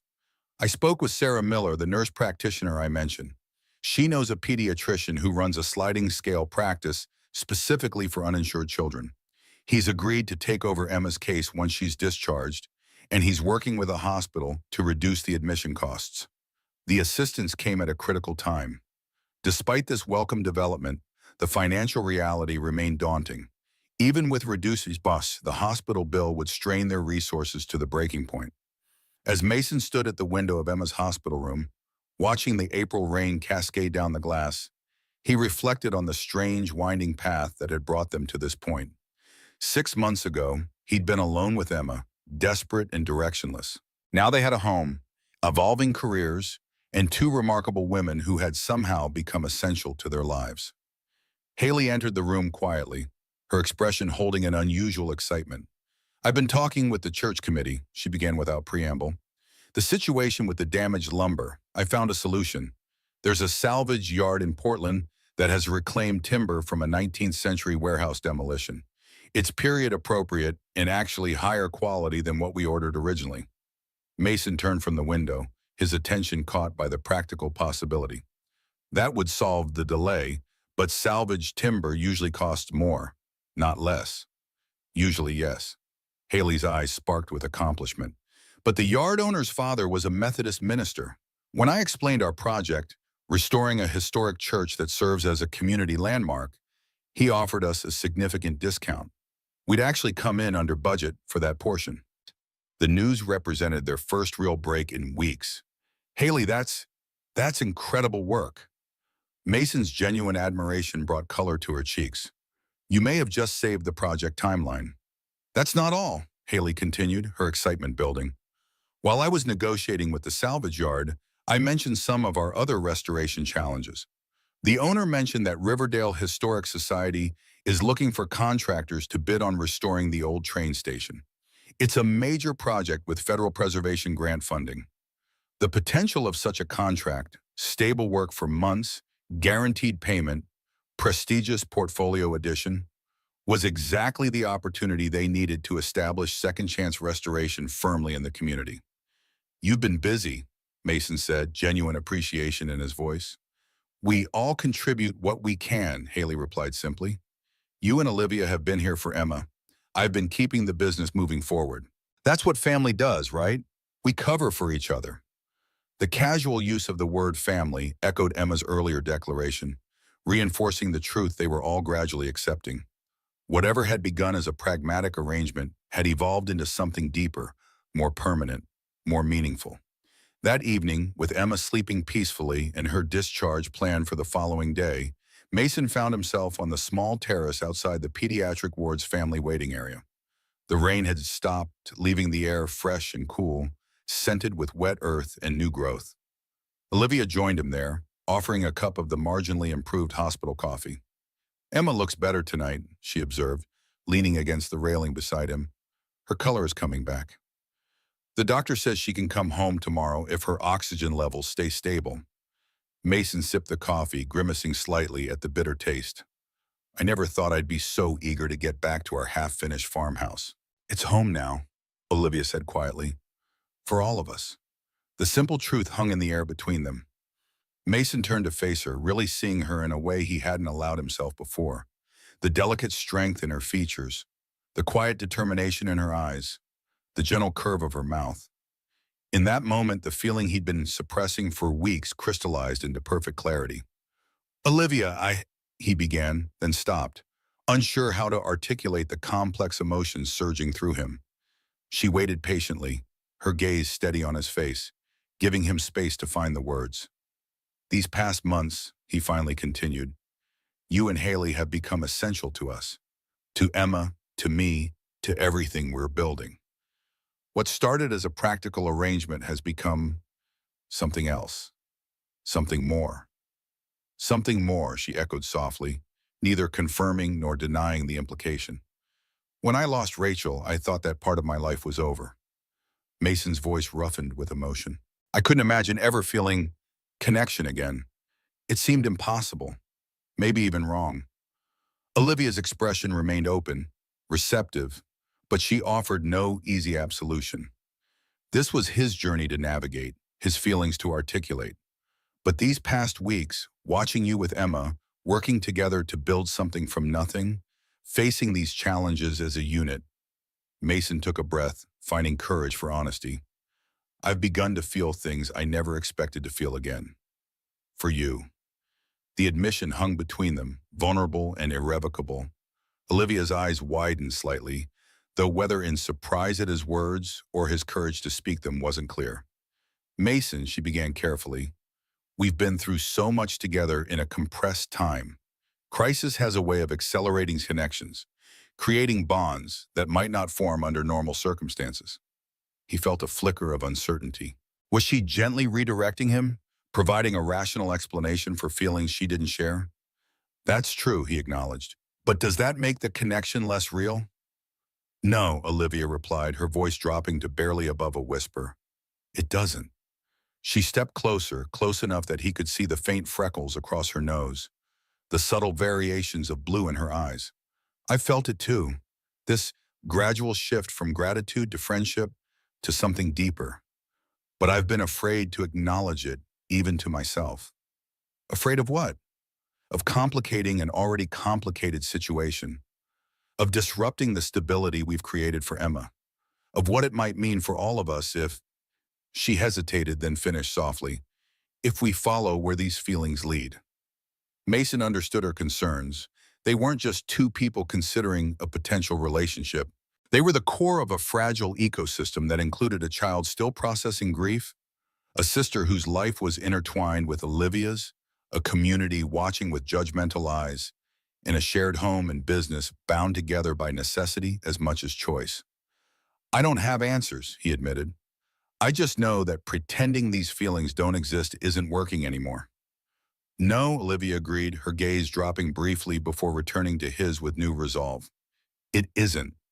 Neither moved to close the remaining distance between them, both understanding that this acknowledgement was enough for now, a recognition of possibility, of potential, of doors opening rather than closing. Whatever came next would need to be approached with the same care and intention they'd brought to rebuilding their shattered lives. The moment was interrupted by Haley appearing at the terrace door. Sorry to intrude, but Emma's awake and asking for both of you. Well, they turned to go inside. Olivia's hand brushed Mason's, their fingers briefly interlacing in a gesture too deliberate to be accidental. The simple contact conveyed what words had only begun to express: connection, understanding, possibility. Tomorrow would bring Emma's return home, the continuation of their work on the church, the ongoing challenges of building lives from broken foundations. But something had shifted. Some new beginning acknowledged amid the uncertainty. Whatever lay ahead, they would face it not just as people bound by circumstance and necessity, but as people choosing to walk forward together, eyes open to both the risks and the possibilities of the path they were creating step by step. The path that had begun with smoke rising from an abandoned chimney on a cold December day. Seasons turned like pages of a well-worn book. Spring blossoms gave way to summer's warmth, autumn's fiery palette, and winter's quiet contemplation. The farmhouse evolved alongside its inhabitants, rough edges gradually softening, broken pieces mending. 1 year after Emma's hospitalization marked a full cycle of challenges weathered and milestones celebrated, a testimony to resilience and reinvention that none of them could have imagined on that first snowy December day. April sunshine streamed through newly replaced windows as Mason reviewed the blueprints for the Riverdale Historic Train Station restoration. Second Chance Restoration had secured the contract 3 months earlier, their successful work on the Methodist Church serving as the perfect portfolio piece. What had begun as a desperate attempt to rebuild shattered lives had transformed into a thriving small business with a growing reputation for quality historical preservation work. From the kitchen came the sound of Olivia's voice mingled with Emma's laughter, a morning ritual of breakfast preparation and first-grade homework review that had become the heartbeat of their home. Mason paused, allowing himself a moment to absorb the simple joy of those sounds. The tension that had once been his constant companion had gradually released its grip, making space for something he'd believed forever lost: contentment. The previous year's financial panic had given way to modest stability. Mason and Haley's construction expertise combined with Olivia's business acumen had established Second Chance Restoration as the premier historical renovation company in 3 counties. Olivia had reduced her cafe hours to part-time, dedicating more energy to managing the company's books and developing her catering business, Wild Oak Kitchen, which now provided weekend income through farmers markets and small events. Their unconventional family unit had weathered initial community skepticism, eventually earning a grudging respect that, in some quarters, had blossomed into genuine acceptance. Even Jeff Tanner, once their most vocal critic, had moderated his stance after Mason and Haley helped shore up his barn during unexpected flooding last November. Footsteps on the porch announced Haley's return from town. She entered with her characteristic energy, bringing the fresh scent of spring air and hardware store sawdust. Approval came through for the train station balustrade restoration. She dropped a folder of permits on the table, her face bright with satisfaction. The Historical Society Board unanimously approved our modified design. We can start that phase next week. Mason examined the approved drawings, Haley's work, reflecting her growing confidence as a designer as well as builder. This detail work is impressive. The preservation consultant specifically mentioned your sensitivity to historical accuracy while accommodating modern safety codes. I had a good teacher. Haley's acknowledgement carried the weight of their journey together, from reluctant landlord and desperate squatter to trusted mentor and promising protege. By the way, Ethan asked if we need volunteers for the community work day at the station this Saturday. He said he could bring some of the middle school woodshop students. Mason noted the slight color that rose in Haley's cheeks at the mention of Emma's former kindergarten teacher, now the middle school's industrial arts instructor. Ethan Taylor had been a quiet ally during their challenging first months in Riverdale, defending their unconventional household when community whispers threatened Emma's social integration. Over recent months, his professional consultations about historically accurate educational displays for the train station had evolved into increasingly frequent visits to the farmhouse for dinner or weekend coffee. "Tell him we'd appreciate the help," Mason replied, keeping his tone neutral despite his protective instincts. Haley deserved her own happiness, her own connections beyond the family unit they'd created. The students could help with the platform bench restoration. Good experience with minimal risk. Olivia appeared in the doorway, wiping flour from her hands onto an apron. "Emma's lunch is packed. She's just getting her shoes on." Her gaze moved between Mason and Haley, picking up the undercurrents with her characteristic perceptiveness.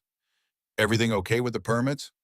"More than okay," Haley confirmed, gathering her folder. "I should head out, meeting the lumber delivery at the station in 20 minutes. After Haley departed and Emma had been delivered to school, Mason and Olivia found themselves in the rare state of being alone together in the house, a circumstance that once would have been awkward but now carried a comfortable intimacy. Their relationship had evolved with careful deliberation over the past year, each step forward taken with full awareness of its impact on their interconnected lives. That first acknowledgement of feelings at the hospital had opened a door, but they'd walked through it slowly, conscious of Emma's emotional well-being, Haley's place in their family structure, and the practical realities of their entwined business and household.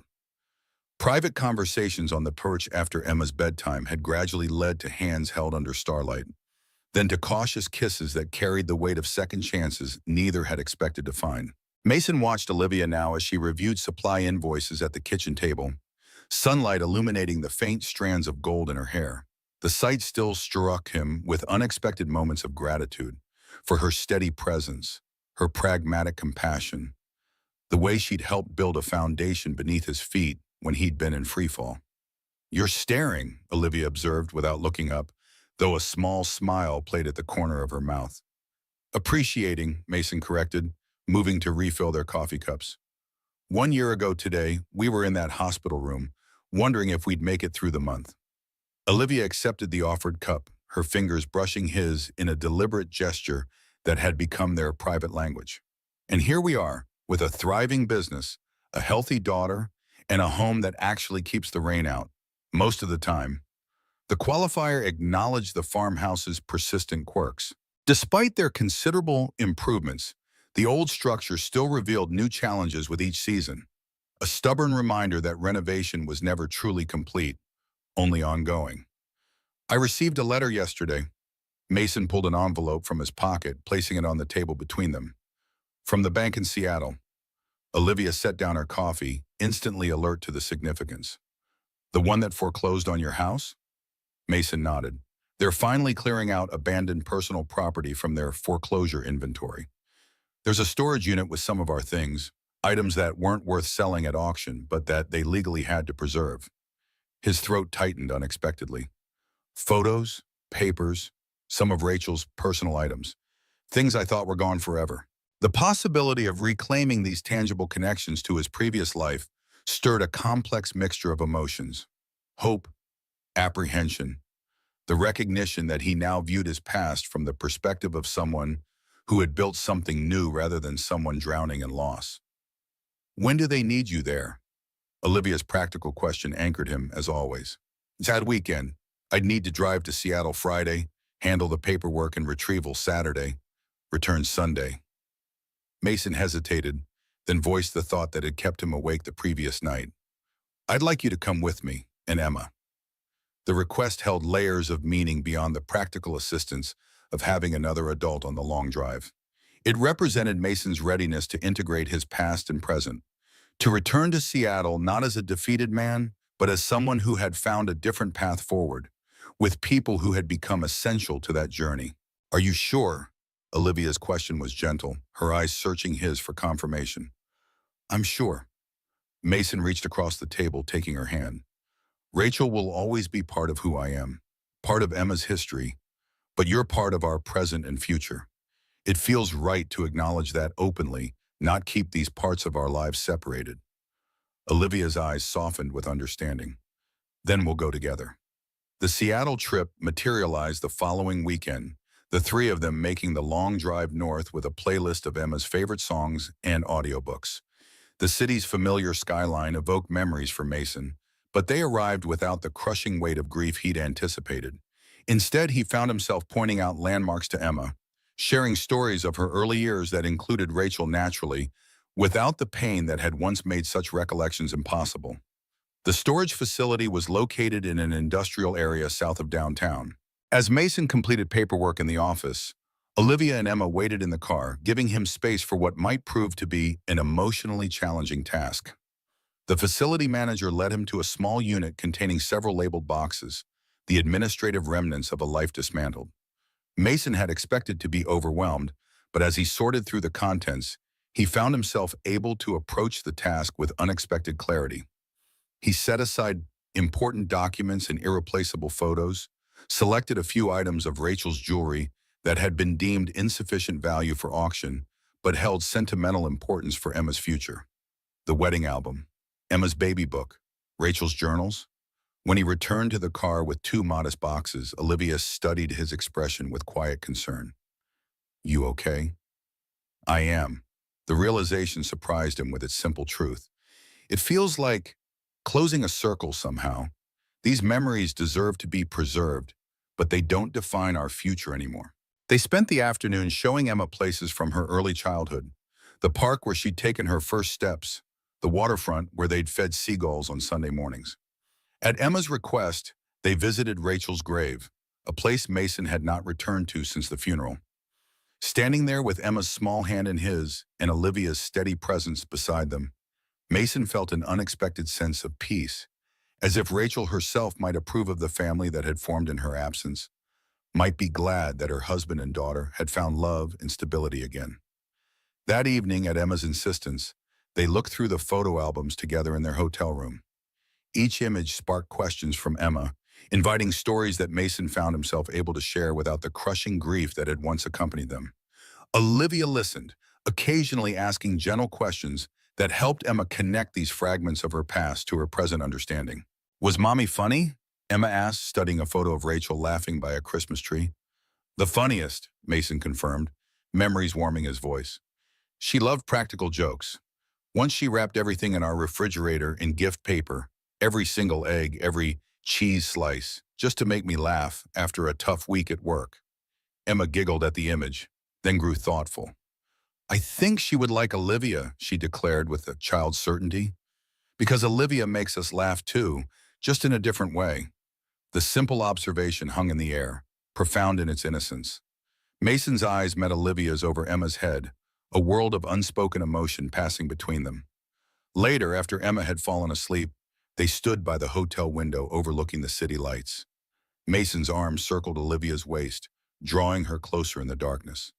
Thank you for today, he murmured against her hair, for being exactly what we both needed. Olivia turned within his embrace, her face lifted to his. Today wasn't about me. It was about honoring Rachel's place in your lives while acknowledging that life continues. Her fingers brushed his cheek with tender understanding. Some people never find great love once in a lifetime. You've been fortunate enough to find it twice. That's not betrayal, Mason. It's a rare blessing. The wisdom in her words penetrated the last remnants of guilt that had occasionally shadowed his growing feelings for her. In that moment, Mason recognized that loving Olivia didn't diminish what he'd shared with Rachel. It honored it, by proving that her love had taught him how to open his heart, how to risk vulnerability again despite knowing its potential cost.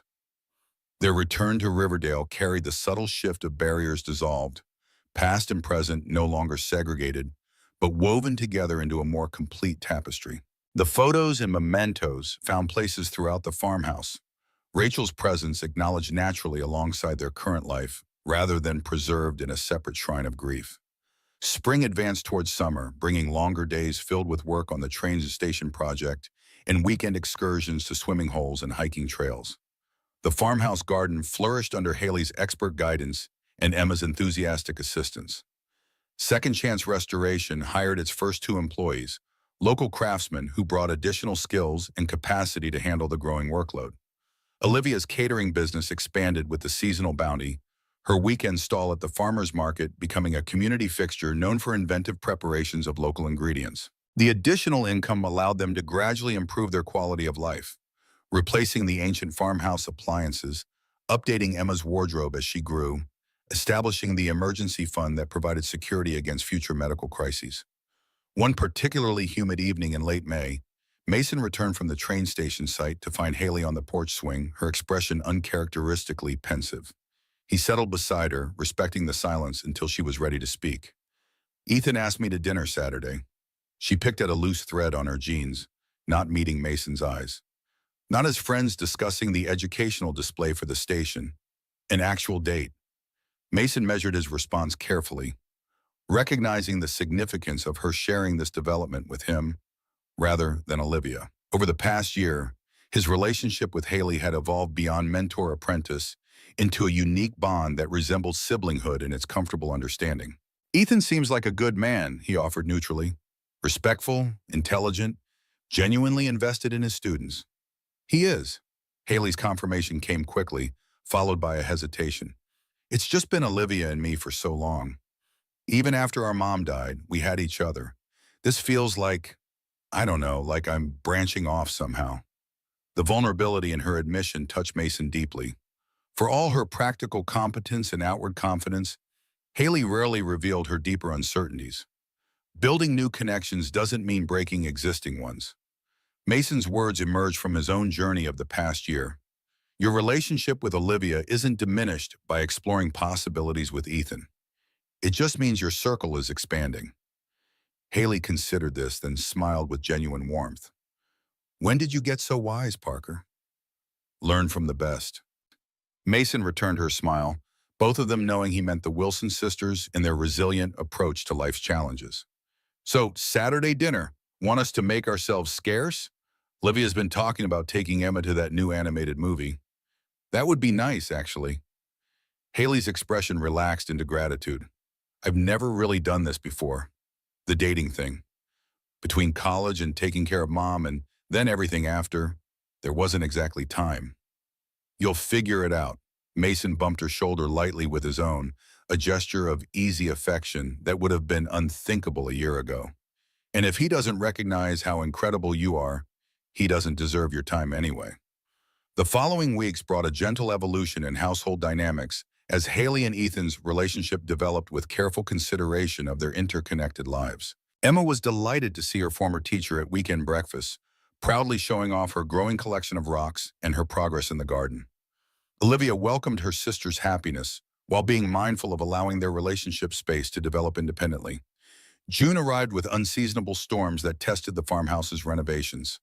Most improvements held, but the aging roof finally surrendered to a particularly violent deluge, sending cascades of water into the upstairs bedrooms and damaging electrical wiring that had been scheduled for replacement later that summer. Mason surveyed the damage with Haley, both of them professionally assessing the scope of necessary repairs. We're looking at a complete roof replacement, Haley concluded, probing a water-darkened ceiling beam, plus rewiring the entire upper floor and replacing significant sections of drywall. 2 weeks' work minimum, even with both of us focusing solely on this. The timing couldn't have been worse. Second Chance Restoration was midway through the critical phase of the train station project, with contractual deadlines that couldn't be postponed without financial penalties they couldn't afford. Their small crew was already stretched thin with the current workload. Not to mention we can't live here during major electrical work, Mason added, calculating costs mentally. Hotel rooms for potentially 2 weeks would eat through our emergency fund. The family gathered that evening for a council of war, as they'd come to call their problem-solving sessions. Emma had been sent to a friend's house for dinner, allowing the adults to speak frankly about their options. We have 3 immediate problems, Olivia summarized, her organizational mind breaking down the challenge into manageable components.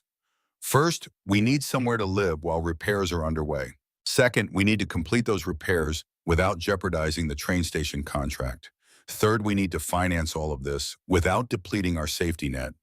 The practicality of her approach centered them, transforming an overwhelming situation into a series of solvable problems.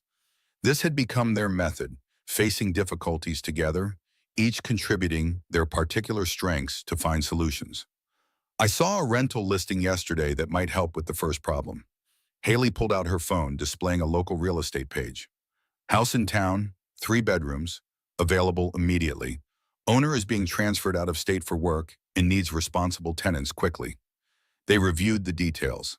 A modest craftsman-style home on Maple Street, walking distance to Emma's school in the town center. The rental price was reasonable, especially split 3 ways, and the location would significantly reduce their commuting costs to the train station project. It's worth looking at, Mason agreed.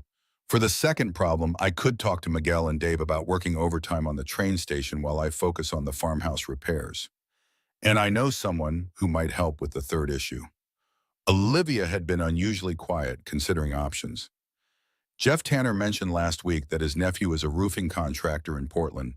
He specializes in historic buildings and might be willing to work with us on a reduced rate if we can offer trade services, like finishing the restoration of Jeff's barn that we started during the flood. The mention of Jeff Tanner, once their nemesis, now cautiously approaching something like friendship, highlighted how far they'd come in integrating into the community. Small-town connections that had initially seemed constraining had gradually revealed their value, creating networks of mutual support that had been absent from Mason's previous life in Seattle. The following day brought unexpected developments. The rental house exceeded their expectations, well-maintained, with a functional kitchen that Olivia immediately recognized would accommodate her catering prep needs better than the farmhouse ever had. Emma fell in love with the built-in window seat in what would be her bedroom, declaring it perfect for reading and spying on neighbors. The landlord, impressed by their professional presentation and steady income, approved their application on the spot. Jeff Tanner's nephew not only agreed to handle the farmhouse roof at a discounted rate in exchange for barn restoration work, but also offered to coordinate with his electrical contractor brother-in-law for the rewiring. The arrangement would allow Mason and Haley to maintain their focus on the train station project while ensuring the farmhouse repairs proceeded efficiently under trusted professional oversight. By week's end, they had relocated to the house on Maple Street, setting up a temporary home that rapidly revealed unexpected advantages. The central location reduced their daily travel time. The functional heating and cooling systems provided comfort without constant maintenance. The reliable plumbing and updated kitchen transformed daily tasks from challenges into conveniences. One evening in July, as Mason and Olivia sat on the front porch of the rental house watching neighborhood children play in the summer twilight, a realization crystallized between them. "Emma's happier here," Olivia observed softly, voicing what they'd both noticed but not yet acknowledged. "More relaxed, sleeping better." "It's not just Emma." Mason's admission came with a tinge of surprise. "I didn't realize how much energy we were all expending just maintaining the farmhouse until we didn't have to anymore." The conversation opened a door to considerations they might not otherwise have explored. The possibility that the farmhouse, for all its significance in bringing them together, might not be the best long-term home for their evolving family. The idea felt both liberating and vaguely heretical, challenging the narrative they'd constructed about redemption through restoration. Their reflections were interrupted by Haley and Ethan arriving for dinner, their arms full of groceries for the meal they'd volunteered to prepare. The easy domesticity of the scene, Ethan's comfortable presence in their family circle, the natural way he'd integrated into their rhythms, underscored the ongoing evolution of their household. Later that night, after dinner dishes had been cleared and Emma tucked into bed, the adults lingered around the table. The conversation meandered comfortably until Haley straightened, her expression suddenly serious. "I've been thinking about something I wanted to discuss with all of you." She glanced at Ethan, who nodded encouragement. "I found a small apartment above the bookstore on Main Street. The owner is renovating it and looking for a tenant for September." The announcement hung in the air, its implications rippling through the established patterns of their shared life. Mason looked to Olivia, finding his own mixture of surprise and understanding mirrored in her expression. "You're thinking of moving out?" Olivia's question was gentle, free from judgment, but tinged with the natural concern of a sister who had never lived separately from her twin. "I am." Haley's response carried quiet certainty. "We've been talking about it." She reached for Ethan's hand, a simple gesture that conveyed the seriousness of their relationship. "The timing seems right, with us already relocated temporarily in the farmhouse under major renovation." Mason recognized the courage this declaration required. Haley stepping toward independence while respecting the bonds that had sustained them all through the difficult times. "The apartment's right in town, close to the train station project?" "3 blocks away," Haley confirmed. "I'd still be working with you daily, still be part of Second Chance Restoration. This isn't about separation. It's about creating space for growth." Her gaze moved between Mason and Olivia. "For all of us." The unspoken acknowledgement hung in the air, that Mason and Olivia's relationship had its own trajectory, that Emma was flourishing, that their family unit was evolving in ways that might benefit from thoughtful reconfiguration rather than rigid preservation of their initial arrangement. "I think it's a natural next step," Olivia finally said, reaching across the table to squeeze her sister's hand. "And I'm happy for you, both of you." The simple blessing freed something in the atmosphere. Permission to grow, to change, to build new connections while honoring existing ones. The conversation that followed explored practical considerations of Haley's potential move, but beneath the logistics ran a deeper current of recognition that their family was expanding rather than dividing.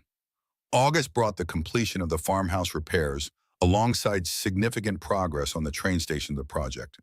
The contrast between the freshly renovated farmhouse, structurally sound but still demanding ongoing attention, and the rental house's easy livability sparked increasingly serious conversations about their long-term housing plans. These discussions took an unexpected turn when the owner of the Maple Street house contacted them with a proposition. His company transfer had become permanent, and rather than maintain a distant rental property, he was interested in selling, with first option offered to his current tenants, whom he described as the most responsible renters I've ever had. The possibility of purchasing the townhouse represented a crossroads. The farmhouse held profound significance as the place where their paths had converged. where they had begun the journey from desperate strangers to family. Yet the practical advantages of the townhouse for their current needs were undeniable. What if we keep both? The solution came from Emma during a family dinner, offered with a child's straightforward logic. We could live here because it's closer to school and has better bathrooms, but keep the farm for weekends and projects and helping other people who need houses. The adults exchanged glances, struck by the elegant simplicity of Emma's suggestion. The farmhouse, purchased with Mason's last $15,000 as a desperate gamble for a fresh start, had increased substantially in value thanks to their renovations. Its remote location and sizable acreage made it impractical as their primary residence, but potentially valuable as an investment property or weekend retreat. More significantly, Emma's comment about helping other people who need houses resonated with something that had been taking shape in Mason's mind, a way to honor the chance they'd been given by extending similar opportunities to others. Actually, Mason began slowly, I've been thinking about a potential use for the farmhouse that might make sense. He outlined a concept for using the property as transitional housing for families rebuilding after setbacks, partnering with local social services to provide temporary shelter coupled with construction skills, training through second chance restoration. The idea sparked immediate engagement, with Olivia identifying potential grant funding sources and Haley suggesting modifications to make the space more suitable for varying family configurations. By evening's end, what had begun as a practical housing decision had evolved into a vision for extending their personal redemption story into a broader community resource. September marked 1 year since they'd secured their first major contract with the Methodist Church. The anniversary coincided with the grand reopening celebration for the restored train station, a community event that showcased second-chance restoration's craftsmanship to regional officials and preservation specialists. The project's success secured their reputation and generated inquiries about potential contracts throughout the state. The professional milestone arrived alongside personal transitions. Haley moved into her apartment above the bookstore, creating a space that reflected her emerging independent identity while maintaining close connections with the family. The purchase of the Maple Street house proceeded smoothly, transforming their temporary shelter into a permanent home with room for new memories and traditions. Emma's 7th birthday celebration in late September became a community affair, with classmates, neighbors, and friends gathering in their new backyard. The guest list included faces that would have been unimaginable a year earlier: Jeff Tanner bringing his famous apple cider, Pastor Thompson and his wife contributing a homemade cake, Miller from the cafe arriving with his nurse practitioner wife who had helped during Emma's illness. As Mason watched Emma leading her friends in an elaborate game of her own invention, he found himself standing beside Jeff Tanner near the garden fence. Hard to believe that's the same quiet little girl who arrived in a beat-up truck last December, Jeff observed, his gruff exterior softened by genuine affection. You've done right by her, Parker. The validation from the man who had once been their harshest critic carried unexpected weight. We've all done right by each other, Mason acknowledged, his gaze moving to where Olivia was arranging food on the picnic table, her efficient movements graceful in their familiarity. Sometimes the families we build matter as much as the ones we're born into. Jeff considered this, nodding slowly. Took me too long to learn that lesson. After my Sarah died, I pushed everyone away. By the time I realized my mistake, most folks had stopped trying. His weathered face creased with a rare smile as he watched Emma race past. Good thing some people are more stubborn than others. The simple wisdom from this unexpected source resonated deeply with Mason. How differently things might have unfolded if he had followed his initial instinct to call the police that first night, if he had chosen fear over possibility, isolation over connection. As the party wound down and guests departed, Mason found Olivia in the kitchen, organizing leftovers with her characteristic efficiency.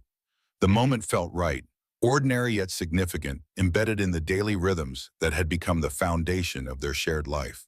I've been thinking, Mason began, leaning against the counter beside her, about what happens next. Olivia's hands stilled, her attention shifting fully to him. Next with the business, the farmhouse project? Next with us, Mason's voice softened, containing a certainty that had been building through countless small moments of connection. This past year and a half, finding each other, building this life together, creating this family. It's been the most unexpected gift I could have imagined after losing everything. Olivia's eyes held his, steady and clear. For me too, for both of us. The simple acknowledgement encompassed her own journey from desperate circumstances to newfound stability and purpose. I don't want it to be temporary anymore. Mason took her hands in his, the gesture deliberate and grounding. I want to build something permanent with you, Olivia. A future that we choose consciously, not just one we fell into through circumstance. Understanding dawned in her expression as his meaning became clear. Are you asking what I think you're asking? I am. Mason's smile held certainty alongside vulnerability. Not because it's practical or expected, but because I love you. Because you've taught me that second chances aren't just about survival, they're about finding courage to live fully again and to risk your heart when there are no guarantees. Tears brightened Olivia's eyes, but her smile remained steady. Mason Parker, are you proposing to me over leftover birthday cake containers? I am. Mason laughed softly, appreciating her ability to find humor in solemnity.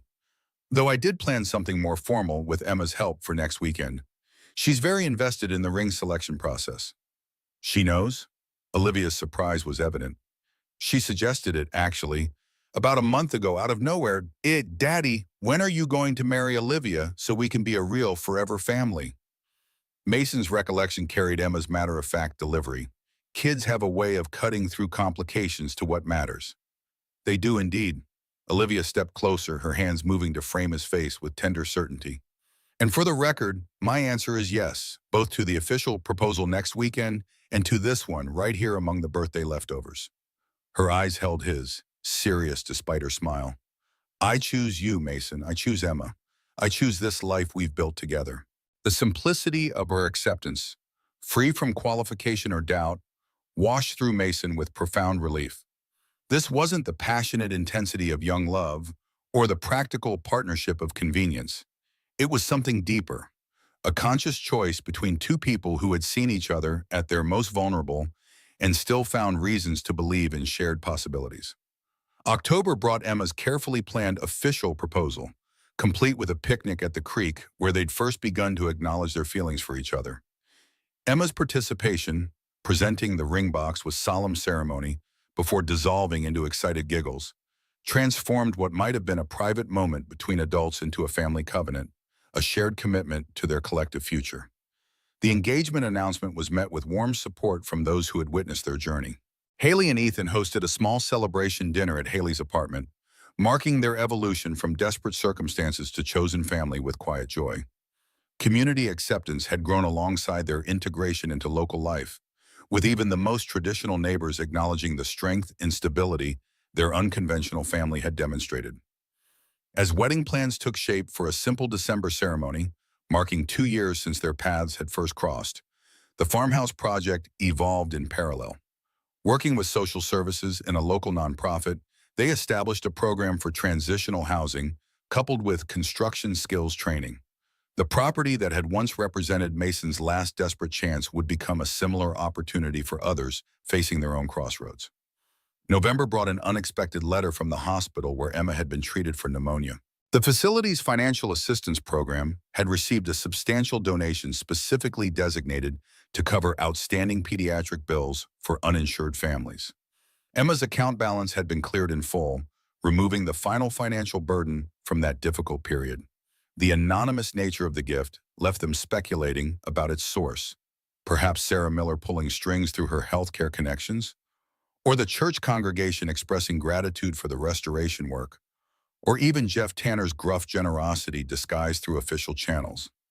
Regardless of its origin, the gesture represented another thread in the web of community support that had gradually enveloped them.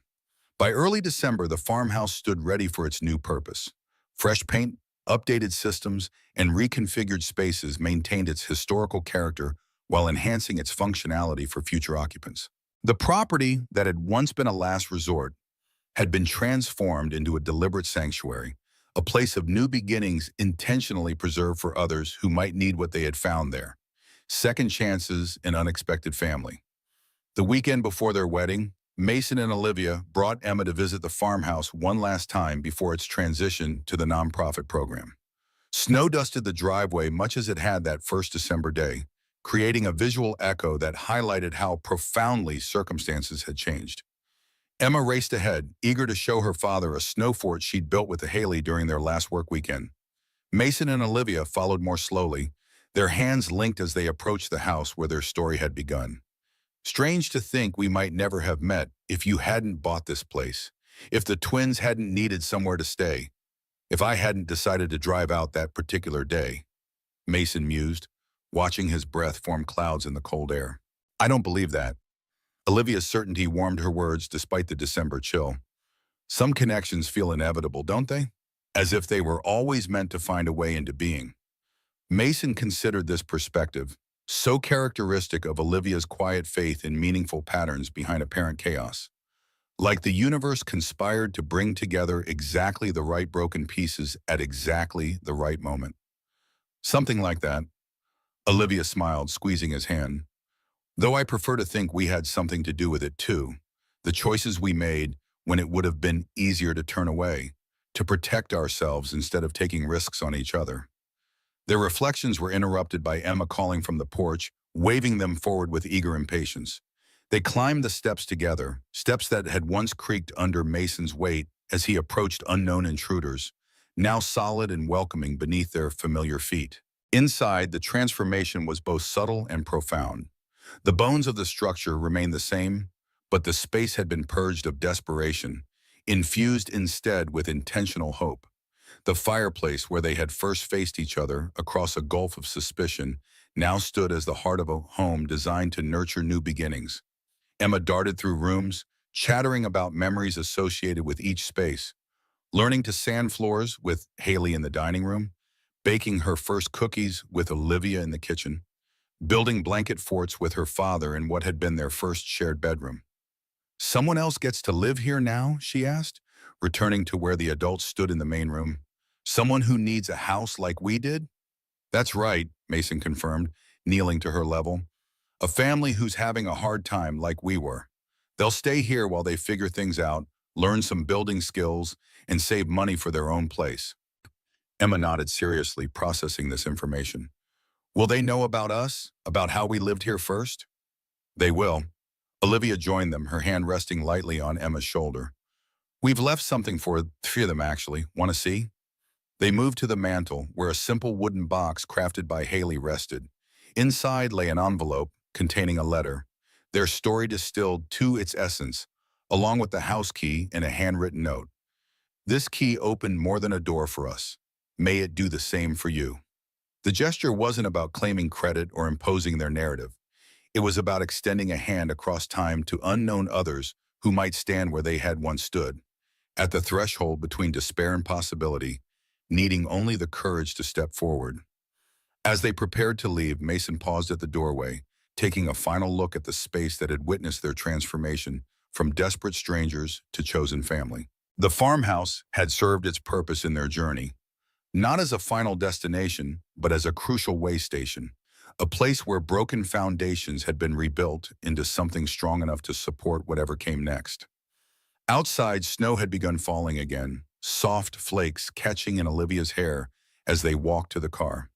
The parallel to that first December day was unmistakable, but where fear and uncertainty had once colored the scene, now possibility and chosen commitment defined their perspective.